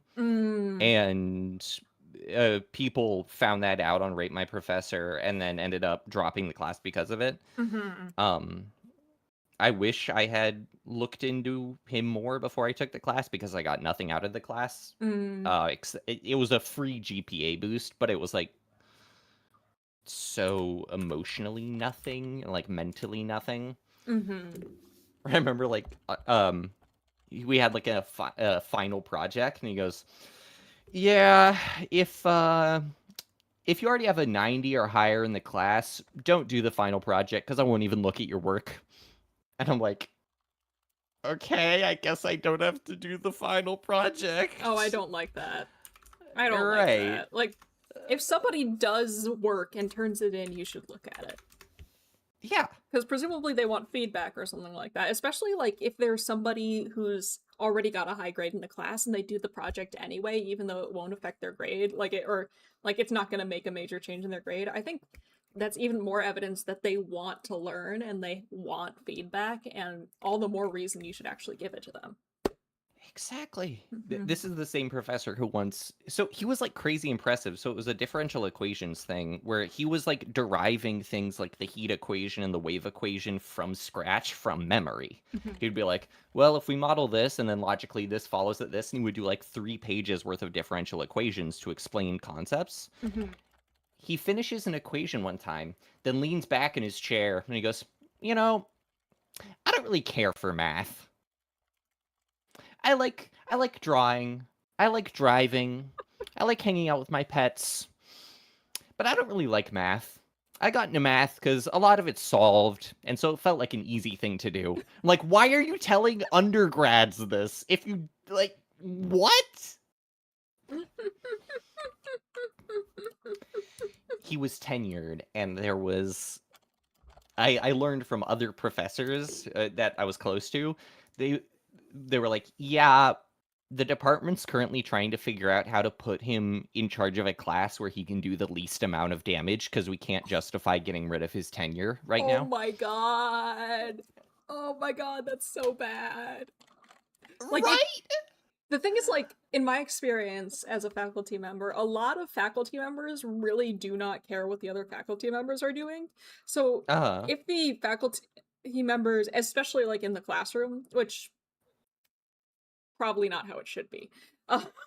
but I mean, I get it. A lot of them are there to do research. That's their primary, like, if you look at their contracts, that's like their primary job is doing research. So it makes sense Yeah. that maybe they don't care as much about teaching, much less somebody else is teaching. But like, if you're at the point where other faculty members know that you're doing a bad job and actually care that you're doing a bad job, you are doing a very, very, very, very, very bad job. Like, it's gotta be real bad for it to get to that point. Yeah. At least And it might differ I depending on the place, but like that's been my experience. well, the crazy thing is also like he had no I because I looked into him because I was when I was looking at the different faculty that I would like mentor me. Mm-hmm. He had no research going on and hadn't for like years. So I'm like, Whoa. what is this guy doing? So like he has literally nothing going on. He just teaches classes that he doesn't care about. That's so sad. Well, I guess actually, I have heard like once you hit tenure, there's a lot of pressure off, and a lot of people really slow down on the research after that. I don't think I've heard about That's anyone stopping research after getting tenure, though. yeah, no. I I checked recently and he ended up taking a class. He's in charge of a class that one of my favorite professors loved teaching. It was a back-to-back analysis 1 in the fall and analysis 2 in the winter, Mm. and he would teach both analysis 1 and analysis 2, and this guy who didn't care got analysis 2 and now teaches analysis 2, and That sucks. It sucks when a class that you really love teaching gets taken out from under you by somebody who doesn't like it. Like, that right. hasn't really happened to me that much, luckily, because I happen to teach the classes that I love teaching the most are ones that are not necessarily in super high demand to be taught by other people. I call that hashtag job security. Like that would suck. I'm very sad for that other person. Yeah. But he thankfully was able to start within the math program.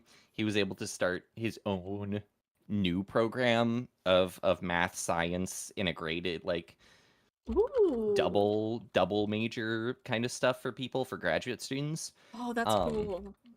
and it got approved and fully funded and all this stuff, and so he's doing stuff he likes now, but he Oh, that's loved good. teaching analysis to those undergrads.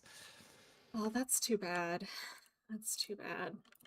I did actually, I wasn't able to teach stats for a little while, and that did make me very sad. But I'm back at it.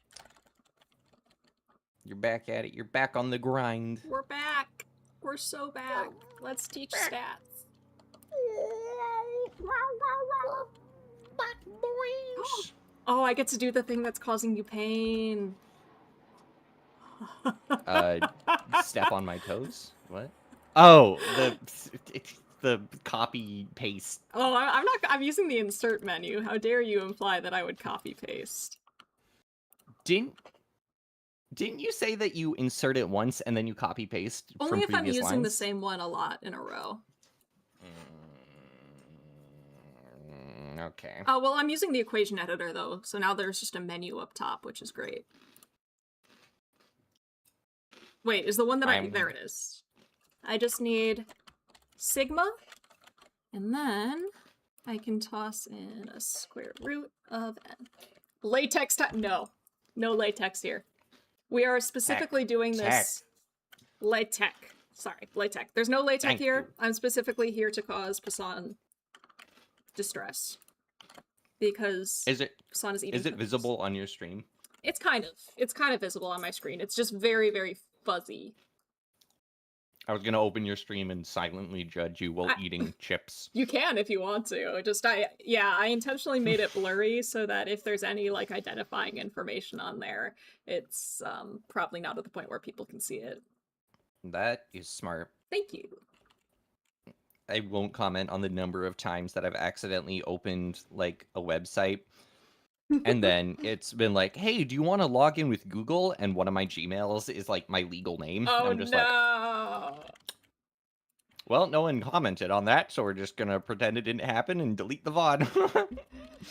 Yeah, I have that trouble when I do R coding streams. I have to be very careful because if I have to install a package or something, it will show the directory, and I need to find a way to get rid of that problem. Oh, the most famous statistics meme of all, the Zoidberg saying, your sample sizes are small, your standard deviations are high, and your conclusion means nothing, and you should feel bad. If you search statistics meme, like, that is the one. That makes me, like, that's one of my favorite Futurama's lines. Your music is bad, you should feel bad! I use that all the time in real life. There's no commas in this. I hate it. Put commas in your memes. Yeah. Road work ahead? Yeah, I sure hope it does.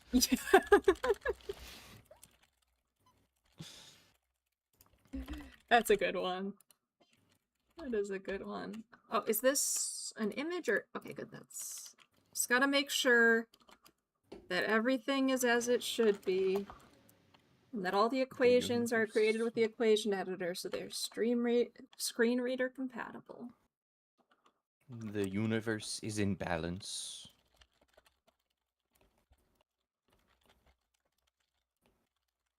Mm-hmm. Oh man, this just makes me not want to use pictures, which is a shame, because I really like using pictures to explain stuff. Well, they have a lot of value. I mean, the conversion is 1 picture to 1,000 words. That's pretty good. Yeah, I also like drawing. I really like drawing to explain stuff. I have a specific notebook that I carry around that I can draw stuff in on the projector. It's easier that way. Did you? Oh, maybe that's how I can get to it. I should explain math or calculus to you entirely with Yuri and drawings, because calculus you can explain really easily with pictures. Oh, please do. Please do. I at least understand to an extent, like area under the curve and all that stuff. The stuff you were talking about yesterday. Exactly. It's like you said, the meme said it for me. Calculus, coin flip, etc., etc. Yeah. The good stuff. Yeah, I can't take the...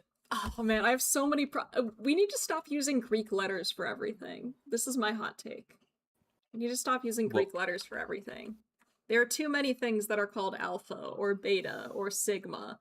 Like, we need to stop. But why? I like them. Because, like, people will say one of them and then I don't know what they're referring to. And I have to run through, like, a billion possibilities, all of which are very different from one another, before I figure it out. pick something more specific than a letter. It's like when you're looking for example code for R and you just have to type the letter R in and hope.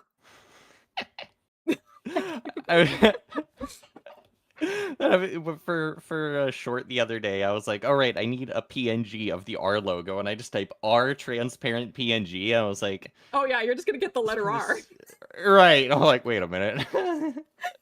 Yeah. R Studio. We need to stop naming things just letters in general. I think just a letter is not enough to represent something. A singular letter is not enough unless you are like the letter A or I specifically for the words and I. Like, I get that it's handy in math, but like, this is X.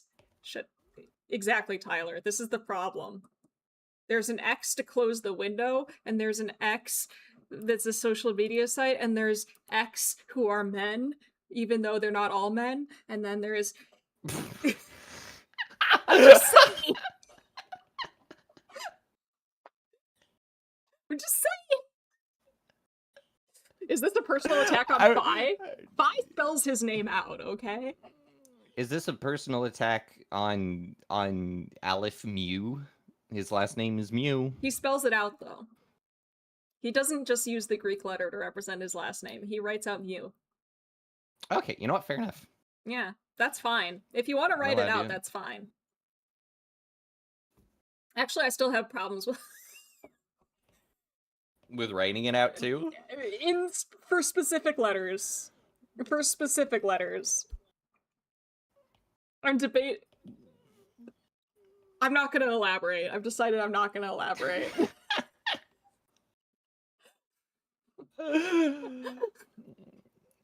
Wait a minute.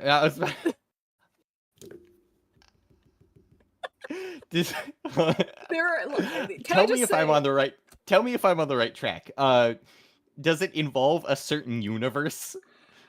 All I'm gonna say is that there are two very different communities of terminally online people who use the words alpha and beta and sigma. And omega! I think that the omega one is specific to one of the communities rather than the other. But like, they're both terminally online.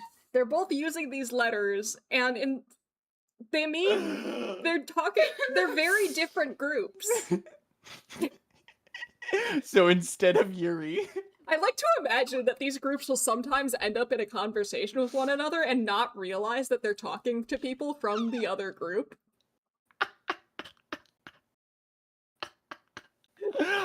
Instead of Yuri, let's explain the entirety of calculus with the omega first. I know a couple people who would collab with you on that one. I have shame.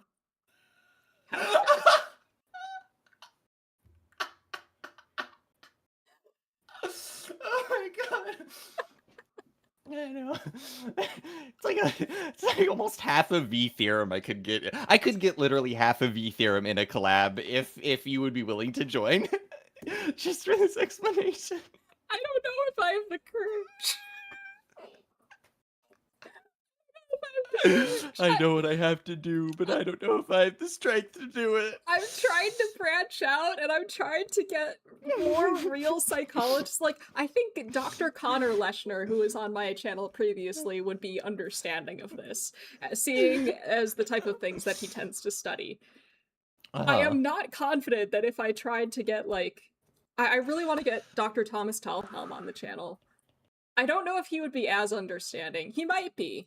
But, like, if I asked, like, what if I tried to get Susan Fisk on the channel? I don't know how she would react. Like, I want to have some veneer of professionalism. You have to create an alternate VTubing account just to talk about the Omega. It's one of my models, but it's got, like, giant glasses with the mustache on. Yes, I am Schmeilen Schmackamon. I am... Wait, 1 second. Oh no. I am Axon Sphinx. I am Axon Sphinx. Axon Sphinx? The ones who get it will get it. The ones who don't get it are normal.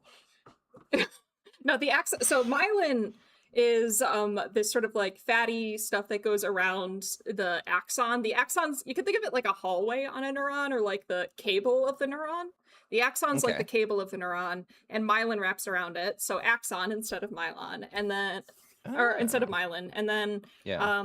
Akamon comes from the Akamon sphinx, or the Eumorpha akamon, which is a type of moth. And so, or I guess it sounds better if instead of Axon Sphinx, it's Axon Eumorpha. That sounds cool. It does. It That sounds should like just some be sexy something. villainous. Maybe not. I'm not femme enough to pull that off. Don't worry, I'll make I got you. What does that mean? What's I can pull it off. Oh, all right. Yeah, I bet you could. I bet you could. Thank you. I was imagining like one of those dresses with like the slit all the way up the leg and stuff like that, with like sequins all over the fabric. That's definitely really uncomfortable. That's the comfort is secondary. This is It's true. about the presentation. Yeah. I am good at presentation. You can't. How long can you roll your R's for? I'm not very good at rolling my R, obviously. This has been a recent I topic can of do discussion in my channel. that. Jessica Rabbit outfit. That's actually exactly what I was thinking. I think you mean Jessica.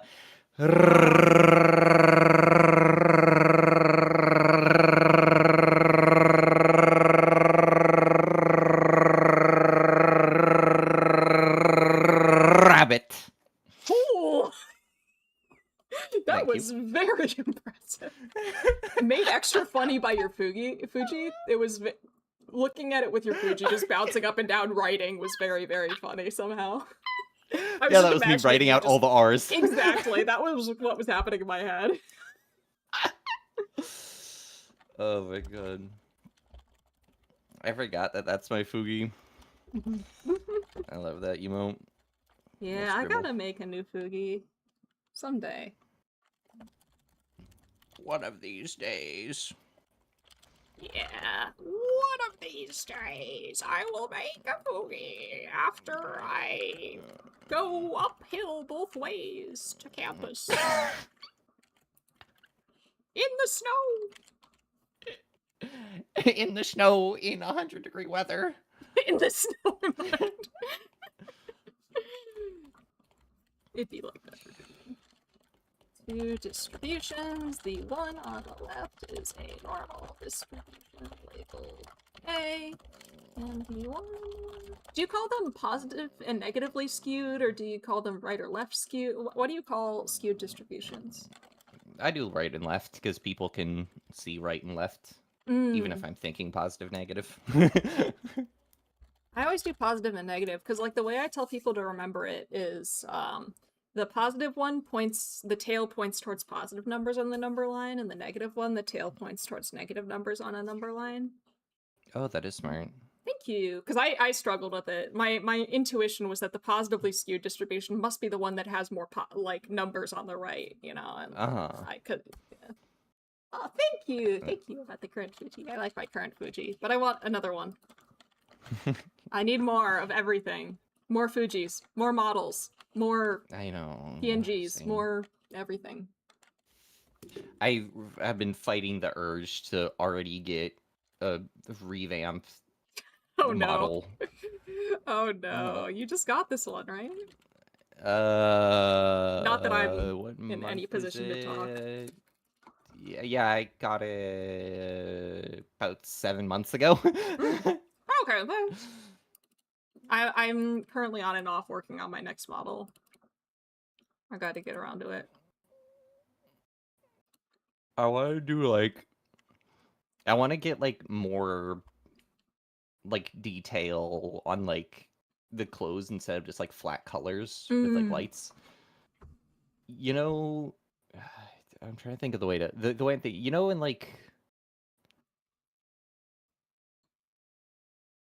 In like Marvel movies when they add needless like padding or Mm-hmm. needless shapes and Mm-hmm. texture. I want that. I want extra texture lines and shapes for no reason than to draw attention. Fair. Maybe a Fugi for each model you have. That would be fun. I might do that. Ooh, you should. Mm-hmm. How long have we been going for? Oh my Like god. over 2.5 hours. Jesus. Mm-hmm. We're so efficient at working and yapping. Mm-hmm. I Mm. I'm getting I should probably like go on a walk or something. I've been sitting I don't sit like a normal person because, the stereotype. And you know what I'm talking about, right? You're shrimping, right? I'm kind of shrimping. I'm shrimping a little bit. My main problem is I'm currently sitting Seiza, and I've been sitting Seiza for like hours, Mm-hmm. which Ah, is okay. notoriously not a comfy way to sit, but apparently this is better than sitting in a chair like a normal person. Like one of those disgusting humans. I know, those humans. Are you human? Are you one of the... Yes. But you're not one of the Peop- disgusting humans. No, it's because people call me fish and or toothpaste, so Mm. I default to those. I went to a pet shop the other day, and I saw some neon tetras, and I thought of you. Oh, thank you. I'm so glad I'm inspiring people to remember I exist.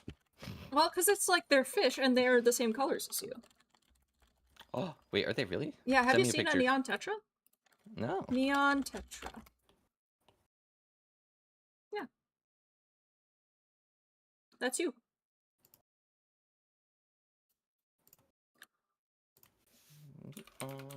Picture. Oh my god. Right? Oh my god.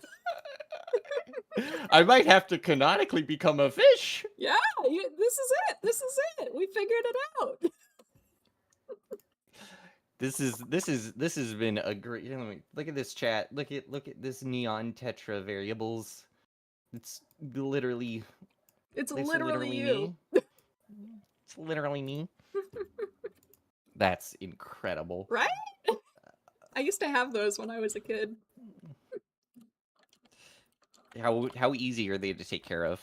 They're like a pretty beginner fish. I mean, all fish are hard to take care of in a way that like you have to clean like refresh the water and stuff like that and make sure that they're like the water's the right pH and it's got all this balance in there and the tank is clean and like it can be kind of a pain in the butt, but they're like a pretty beginner fish. Okay. I think they're pretty cheap too. Time to invest all of my college funds Don't do into that. fish.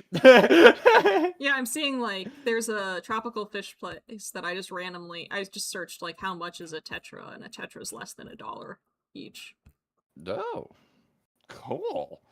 Yeah, I mean I wouldn't get a fish unless you're ready for the commitment, but Oh no, but now I can learn all about tetras. I can go into my local pet store and be like, "Tell me about this fish. I wish to become it." And they'll be like, "What?" yeah, you might be able to just find one in your local pet store. They're just like they're around. They're pretty common. And they're freshwater, so you don't need to worry about all that Jams. jams, yeah. All right. Do you want to call it then so that you can move? Maybe. I'm gonna finish this one way or another, whether we end stream now or not. I'm gonna finish this current Oh! Love his answer! Oh, It's a did love sign! answer? Technically, I was right! Kind of. Well, it's like Kirin or Chlin or there's like so many different cultures who all have the same beast that all has like the same name but slight differentiation. Technically, a flower in the celestial gardens was tended to by a cultivator, and ingested enough celestial energy to form a golden core to take the form of a humanoid being, which in this case is a Kirin. I love cultivation novels, can you tell? Hell yeah! We've spoken. I have talked to Lev about cultivation novels before. What are cultivation novels? It's like a genre of like it's like fantasy but Chinese. There's like it's sort of like a Chinese version of wizards a little bit. Like cultivators are like sword wizards. They're like, you do a whole bunch of like martial arts and stuff like that, and then you form this thing called a golden core, which is like which is like a sort of condensation of all this like sort of mystical power in you, and you can start doing things like leaping really far and like special sword techniques that are kind of magic-y, and Okay. you can become like semi-immortal and stuff like that. I'm learning so many cool things from you today. I'm glad that I can assist. Yes, we need to. Okay, I'm enlisting Lev. We must get Poisson into cultivation novels.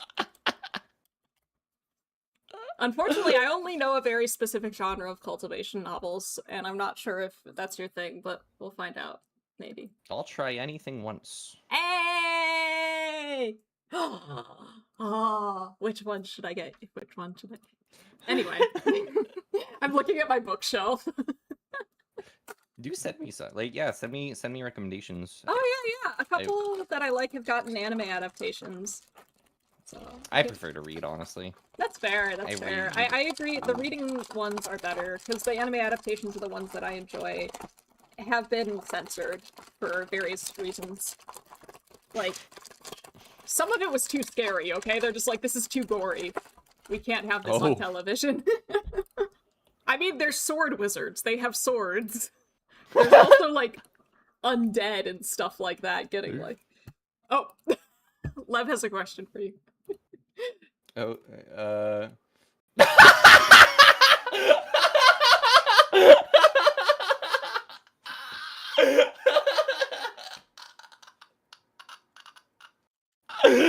was so unexpected. Zombies are illegal in China.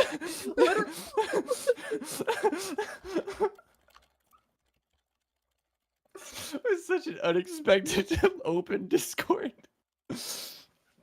Oh my god. Yes. Yes, I do. Oh my god. What was the question?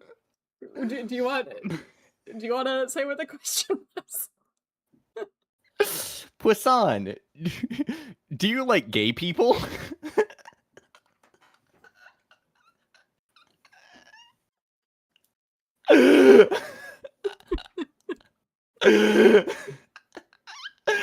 It's just so. Lev has a question for you. Do I? Yes, I do. I think it was funnier. I figured it was funnier if I had you look at it yourself. Right? Oh my god. Yes, I keep talking about explaining math with Yuri. Yes, yes. We were talking about that because there was some mathematician from China who won like some big prize. Was he from China or was he just Chinese? I'm not sure. He won some big prize recently, and they're like, "Oh, how did you like do this something something?" And he talks about like how he uses Yuri as like an inspiration for math and also as like an escape from work. And, yeah. So I asked Poisson, I was like, Poisson, does this make sense? Please explain how how Yuri works with math. And Poisson was very, very generous and kind. And typed for a solid 3 minutes before sending the first message, which was awesome. I was like, okay, all right, bring it. Because I was reading Yuri in bed when you sent that. And then it pops up, and I was like, huh? And I was like, well. Oh my god. I love my romance mangas. I would have paid more attention in school if they used Yuri to teach. Exactly. Connect with this generation, people. Let me know if you have any recommendations. I haven't read too much Yuri. The only Yuri I've really engaged with recently was This Monster Wants to Eat Me. Because, you know. I've put 2 and 2 together, don't worry. I've done the math. Oh! I'm so funny. Oh, I'm starting to get lightheaded. Sitting Seiza for so long has destroyed all of the circulation of my legs. My god, there are other ways to sit, dude. I know, but like... I'm... Don't wanna. I don't wanna. I'm fulfilling the stereotype. Well, that is more important. I'm glad you have your priorities in order. Oh yeah, I'm so good. I'm always out here fulfilling the stereotypes. Or something. I don't know what I'm talking about. It's comfortable sitting as a shrimp. This is true. This is true. Until you get to my age, and now my shoulder will never feel the same ever again. I wish I was joking. I don't know if it was my sitting posture that did it, but I have done something unspeakable to my shoulder. You just like, oh, my bones. Me old bones. Me old bones. Why did I put so many statistics memes in here? Now I need to alt text all of them. Turns out there's actually no information. It's just stats memes. Did you guys pick all this up? Yeah. You guys get this? You guys understand what I'm trying to say?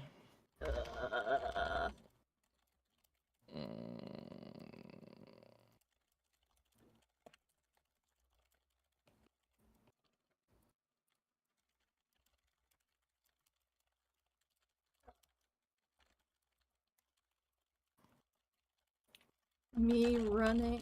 Are you using OCR to speed up the alt? What's OCR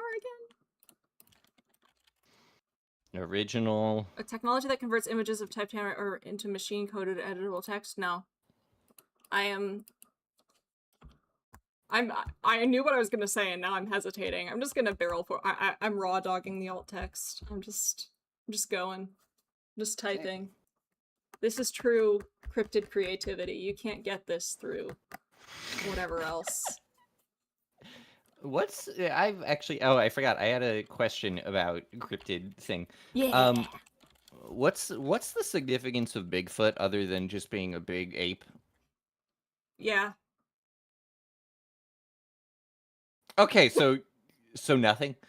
More or less nothing. Though the fun thing about Bigfoot is that there's a legitimate conspiracy theory about Bigfoot that famous Bigfoot footage was actually faked by the people who claim that they had filmed it specifically to improve their business. I mean, yeah, I would. I know, I would too. I think the really interesting thing about Bigfoot, which maybe isn't that interesting because I think there's a lot of pretty reasonable explanations for it, is that there are many cultures all over the world that all created their own version of big hairy ape guy, before they ever had contact with each other. There's like variations of Bigfoot all over the world, but that's also true of like a bunch of things. Like the concept of nightmares, or like little demons that like sit on your chest when you're asleep and like eat your dreams or whatever, that's also a weirdly universal thing. A lot of cultures have that, and I think the explanation for it is sleep paralysis and hypnagogic hallucinations are just a thing that happen to humans, and they come up with explanations. But I think there's a lot of things like that. There's a lot of cryptids and mythological creatures that just there's some version of them in like not every culture, but like many cultures all over the world. And I just think that's neat. But yeah, Bigfoot's just a big hairy guy. Okay, yeah, okay. I couldn't figure out the significance of like, oh my god, Bigfoot exists, and I'm like, okay, even if he does. Okay. Yeah, I don't know. Counterpoint, a big guy that is hairy isn't too difficult of a mythology story element to come up with independently. That's true. And I think like one of the big explanations for Bigfoot is just bears sometimes walk on their hind legs. You know? Nope, it's gotta be magic. It's gotta be magic. Bigfoot's not even magic though. It's just a big hairy guy. The hair could be magic. The hair could be magic, maybe. Maybe the hair is magic. It's like Samson, and then if you shave Bigfoot, he just turns into some guy.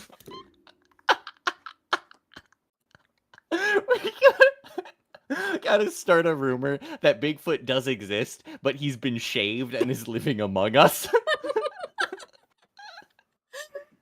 I need to find like another VTuber and be like, this is us now. Oh my god. Because I'm not making a Bigfoot model. I'm sorry. I think Bigfoot is the single most boring cryptid of all time, and I do not care for Bigfoot. So I'm not gonna do it. But I would facilitate. We gotta outsource it. Yeah. Third-party shaved Bigfoot model. It's literally just some guy, and it's like, oh, you're just some guy as your model. No, I'm Bigfoot, but shaved. I'm a bit tall. I'm just a bit tall. I have a large shoe size. Isn't Bigfoot supposed to be intelligent? Is that it? Is he supposed to be intelligent? So the traditional Bigfoot, no. However, I don't think there's like a common consensus on the intelligence of the traditional Bigfoot. However, your audience member might be thinking of SCP-1000, which is an SCP that is based on Bigfoot, except they treat Bigfoot as a hyper-intelligent race of some sort of species thing. Yeah. So in the Bigfoot SCP Prime. universe, yeah, I don't know. SCP though, SCP Bigfoot is a bunch of geniuses. Traditional folklore Bigfoot, I think, is just hairy guy. Fun fact that's completely unrelated because I'm definitely spectrum in it. Noodles also appeared in multiple places separate from one another across the world. So it's not just cryptid stuff. Yeah, no, I think there's like a lot of interesting things that just happen, like dumplings. Like every culture has their dumpling, right? Just like take some dough and put something in it. Exactly, a revolutionary concept. 4 2/3, 9 to the 3/2 minus. I think it depends. I've heard some people say Bigfoot are interdimensional time travelers as well. I wish I was making this up. I mean, there's gonna be like weird additional interpretations slapped on like anything, but I think like the traditional popular culture Bigfoot is just kind of like big hairy guy. They're like they can be like the what are they? The rats from Hitchhiker's Guide to the Galaxy. There you go. Oh, it's been so long since I read those books. I don't even remember the rats. I like read them 5 times through in middle school, I swear. It's like humans are the 3rd smartest creature, dolphins are the 2nd smartest, and rats are the 1st smartest because rats are actually interdimensional people. Oh. From like another universe or something. I don't remember it entirely, but I think they're the ones who made the computer who answers 42. Oh, yeah, that's definitely. Oh, was it the rats that? Okay, sorry, I'm not thinking well. all the blood that's supposed to be in my brain is stuck in my legs because I can't sit right. You're gonna stand up. The blood flows up, and then just your head just swells. I'm gonna stand up. Full of brain blood. Gonna stand up and my legs are immediately gonna give out from under me and I'm gonna knock myself unconscious on the floor. Well then clearly you need to hang upside down from the ceiling. Thank you, Flashlands Incarnate. You have solved all of my problems. just go to your the monkey bars you keep in your room. Yeah, you know, the monkey bars in my room. That everyone has in their rooms. Yeah. This is why I need to, next time Sai does a room review, I'll submit a picture of my room so you can see the monkey bars. It's just like a local park for like children, and then you're just blurred in the background drinking Dr. Pepper. That was the first ever Malin sighting. It's like Slender Man, but stupider. Oh my god.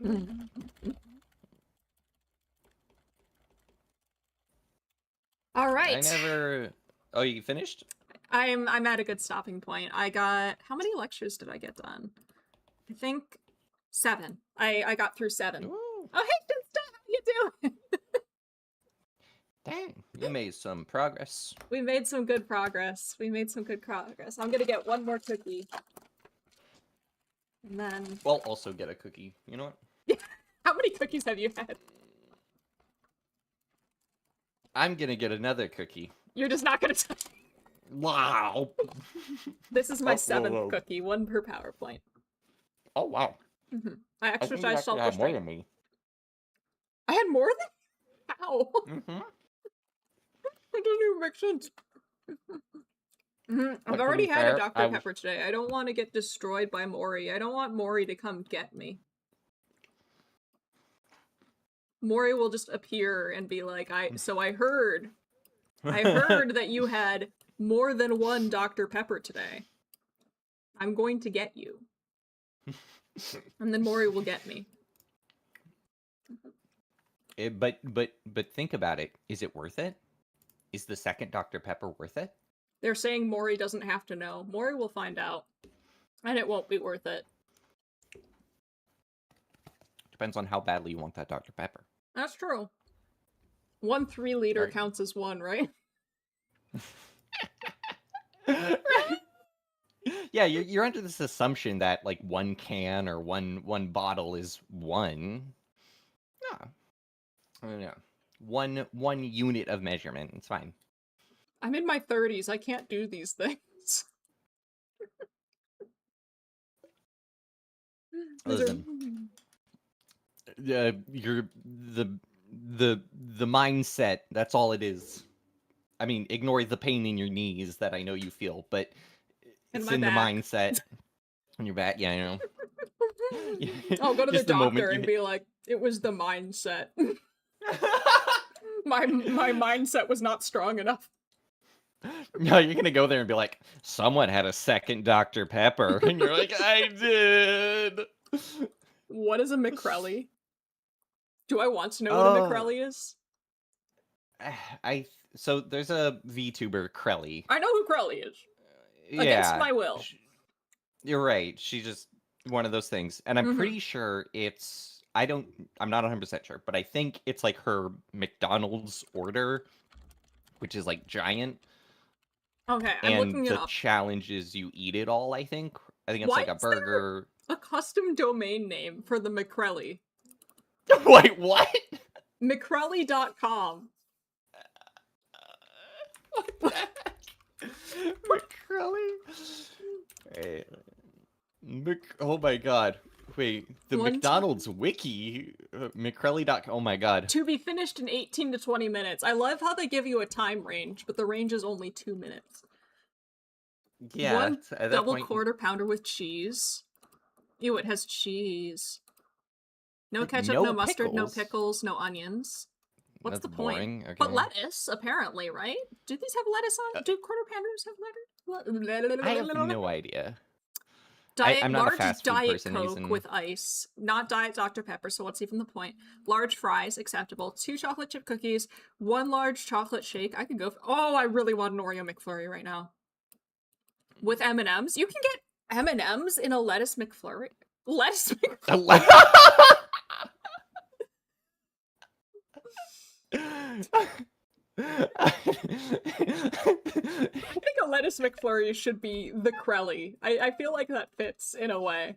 Right? But it has to be specifically the type of lettuce that we have in the US right now.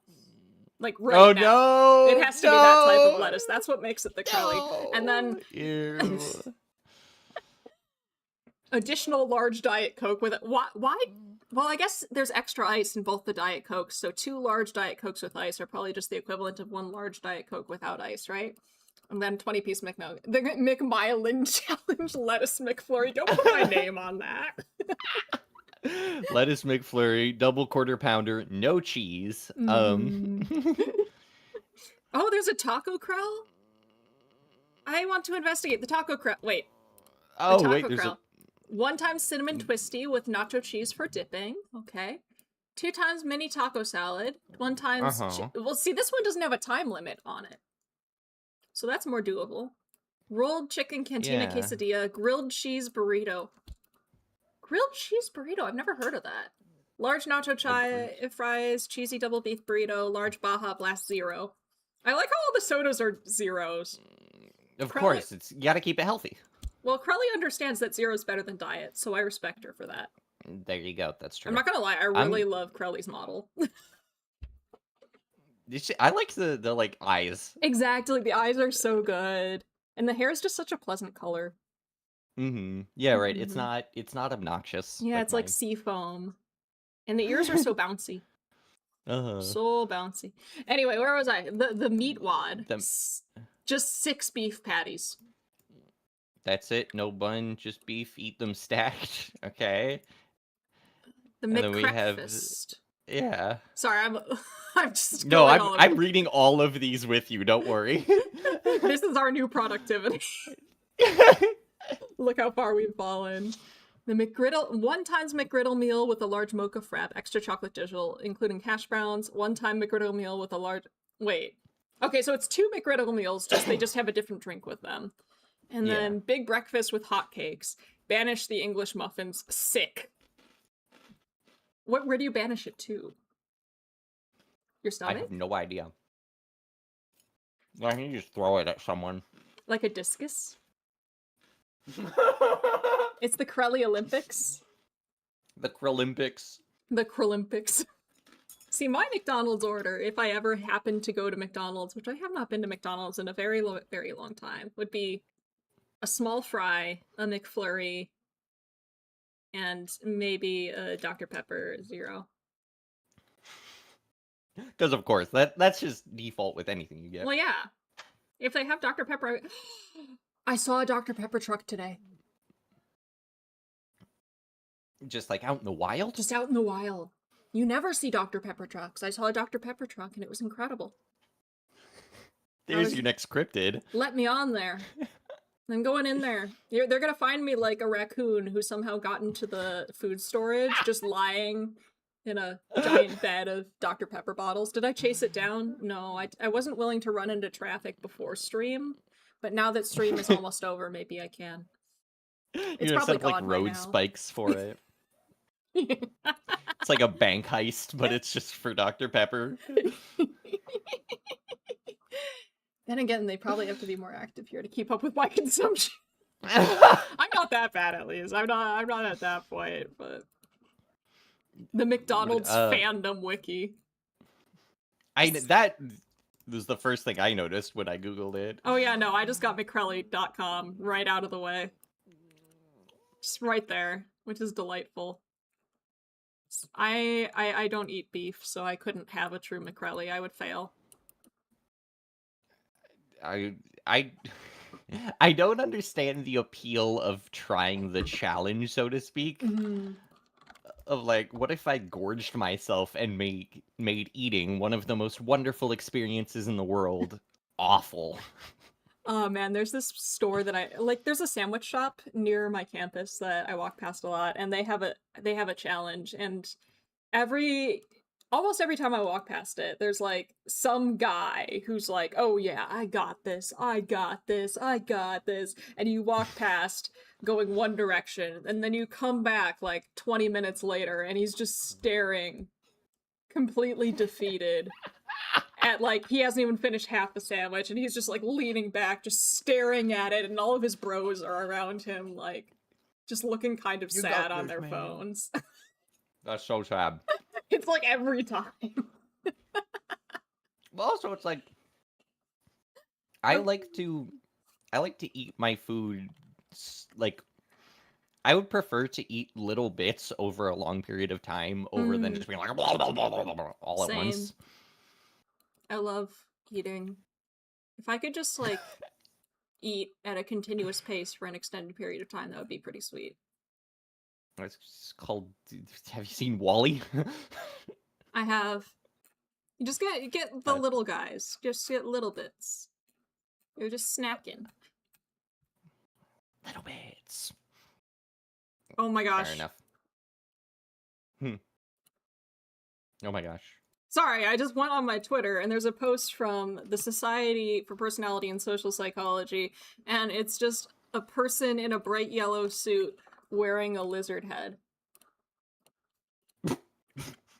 Like, there's a reason for it, but I'm gonna send this to you. Like, yeah, I'm looking at it, and I don't know what the reason could be. Myelin face reveal? Maybe. It's a picture promoting. They did a blog post summary of some recent research. It reads, the main takeaway is, though, that fewer people may believe conspiracy theories, and especially bizarre and clearly contradictory ones, than previous estimates have suggested. Oh, I want to read this paper. Who wrote this paper? Recent study in Calabria. I've never heard of this person. Who are you, sir? How did you get in my feed? I don't think I've heard of any of these authors, but I am pretty out of the loop in terms of this kind of stuff. The publication. Highly bizarre raccoon army conspiracy theory that they invented. Okay, I like them. I like them. That sounds awesome. That's great. That's delightful. Raccoon army. Do they tell us more about the raccoon army? Hypothesis 1. Endorsement of the raccoon army conspiracy theory predicts... Okay, no. I want to know what the raccoon army thing is. What is the raccoon army? Tell me about the raccoon army. I might believe it. How does one lead the raccoon army? You become a raccoon. What if I love trash more than them? The army of Jimothy's, perhaps. No, Jimothy's like their warlock. Yeah. You can't just keep saying that it's a highly bizarre raccoon conspiracy theory and not tell me exactly what it is. Okay. Where is it? The Canadian Armed Forces have been secretly developing an elite army of genetically engineered super intelligent giant raccoons to invade nearby countries. Wait, giant? How big? I don't know, it doesn't specify. How big is giant? I don't. Oh my gosh! This changes everything. Wait, is this open access? It's open access. Okay, we'll read this. We're gonna read this paper at some point. Not right now, but we will read this paper because I'm looking at the figures, and this is already. They have dots on the legend that are endorse raccoon. Don't endorse raccoon. This is incredible. Yeah, okay, I'm gonna read. Next stream, we're reading this paper. I am envisioning, like, Canadian Mounties riding giant raccoons into battle. And... Oh my god. I would just lay down any arms that I happen to have and say, let me join you. You've convinced me that you're right in whatever you're fighting for. Yeah. I have very little willpower in the face of raccoons.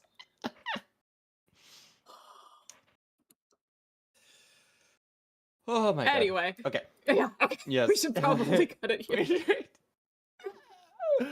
Alright. That was fun. That was fun. Let me see. Normally, if there's anyone that I like, any V Theorem people that are on, I would raid them, but it doesn't. Karis is on. He's not V Theorem, but he's V Theorem adjacent. Karis. How do I spell that? I don't actually know if I've met Karis.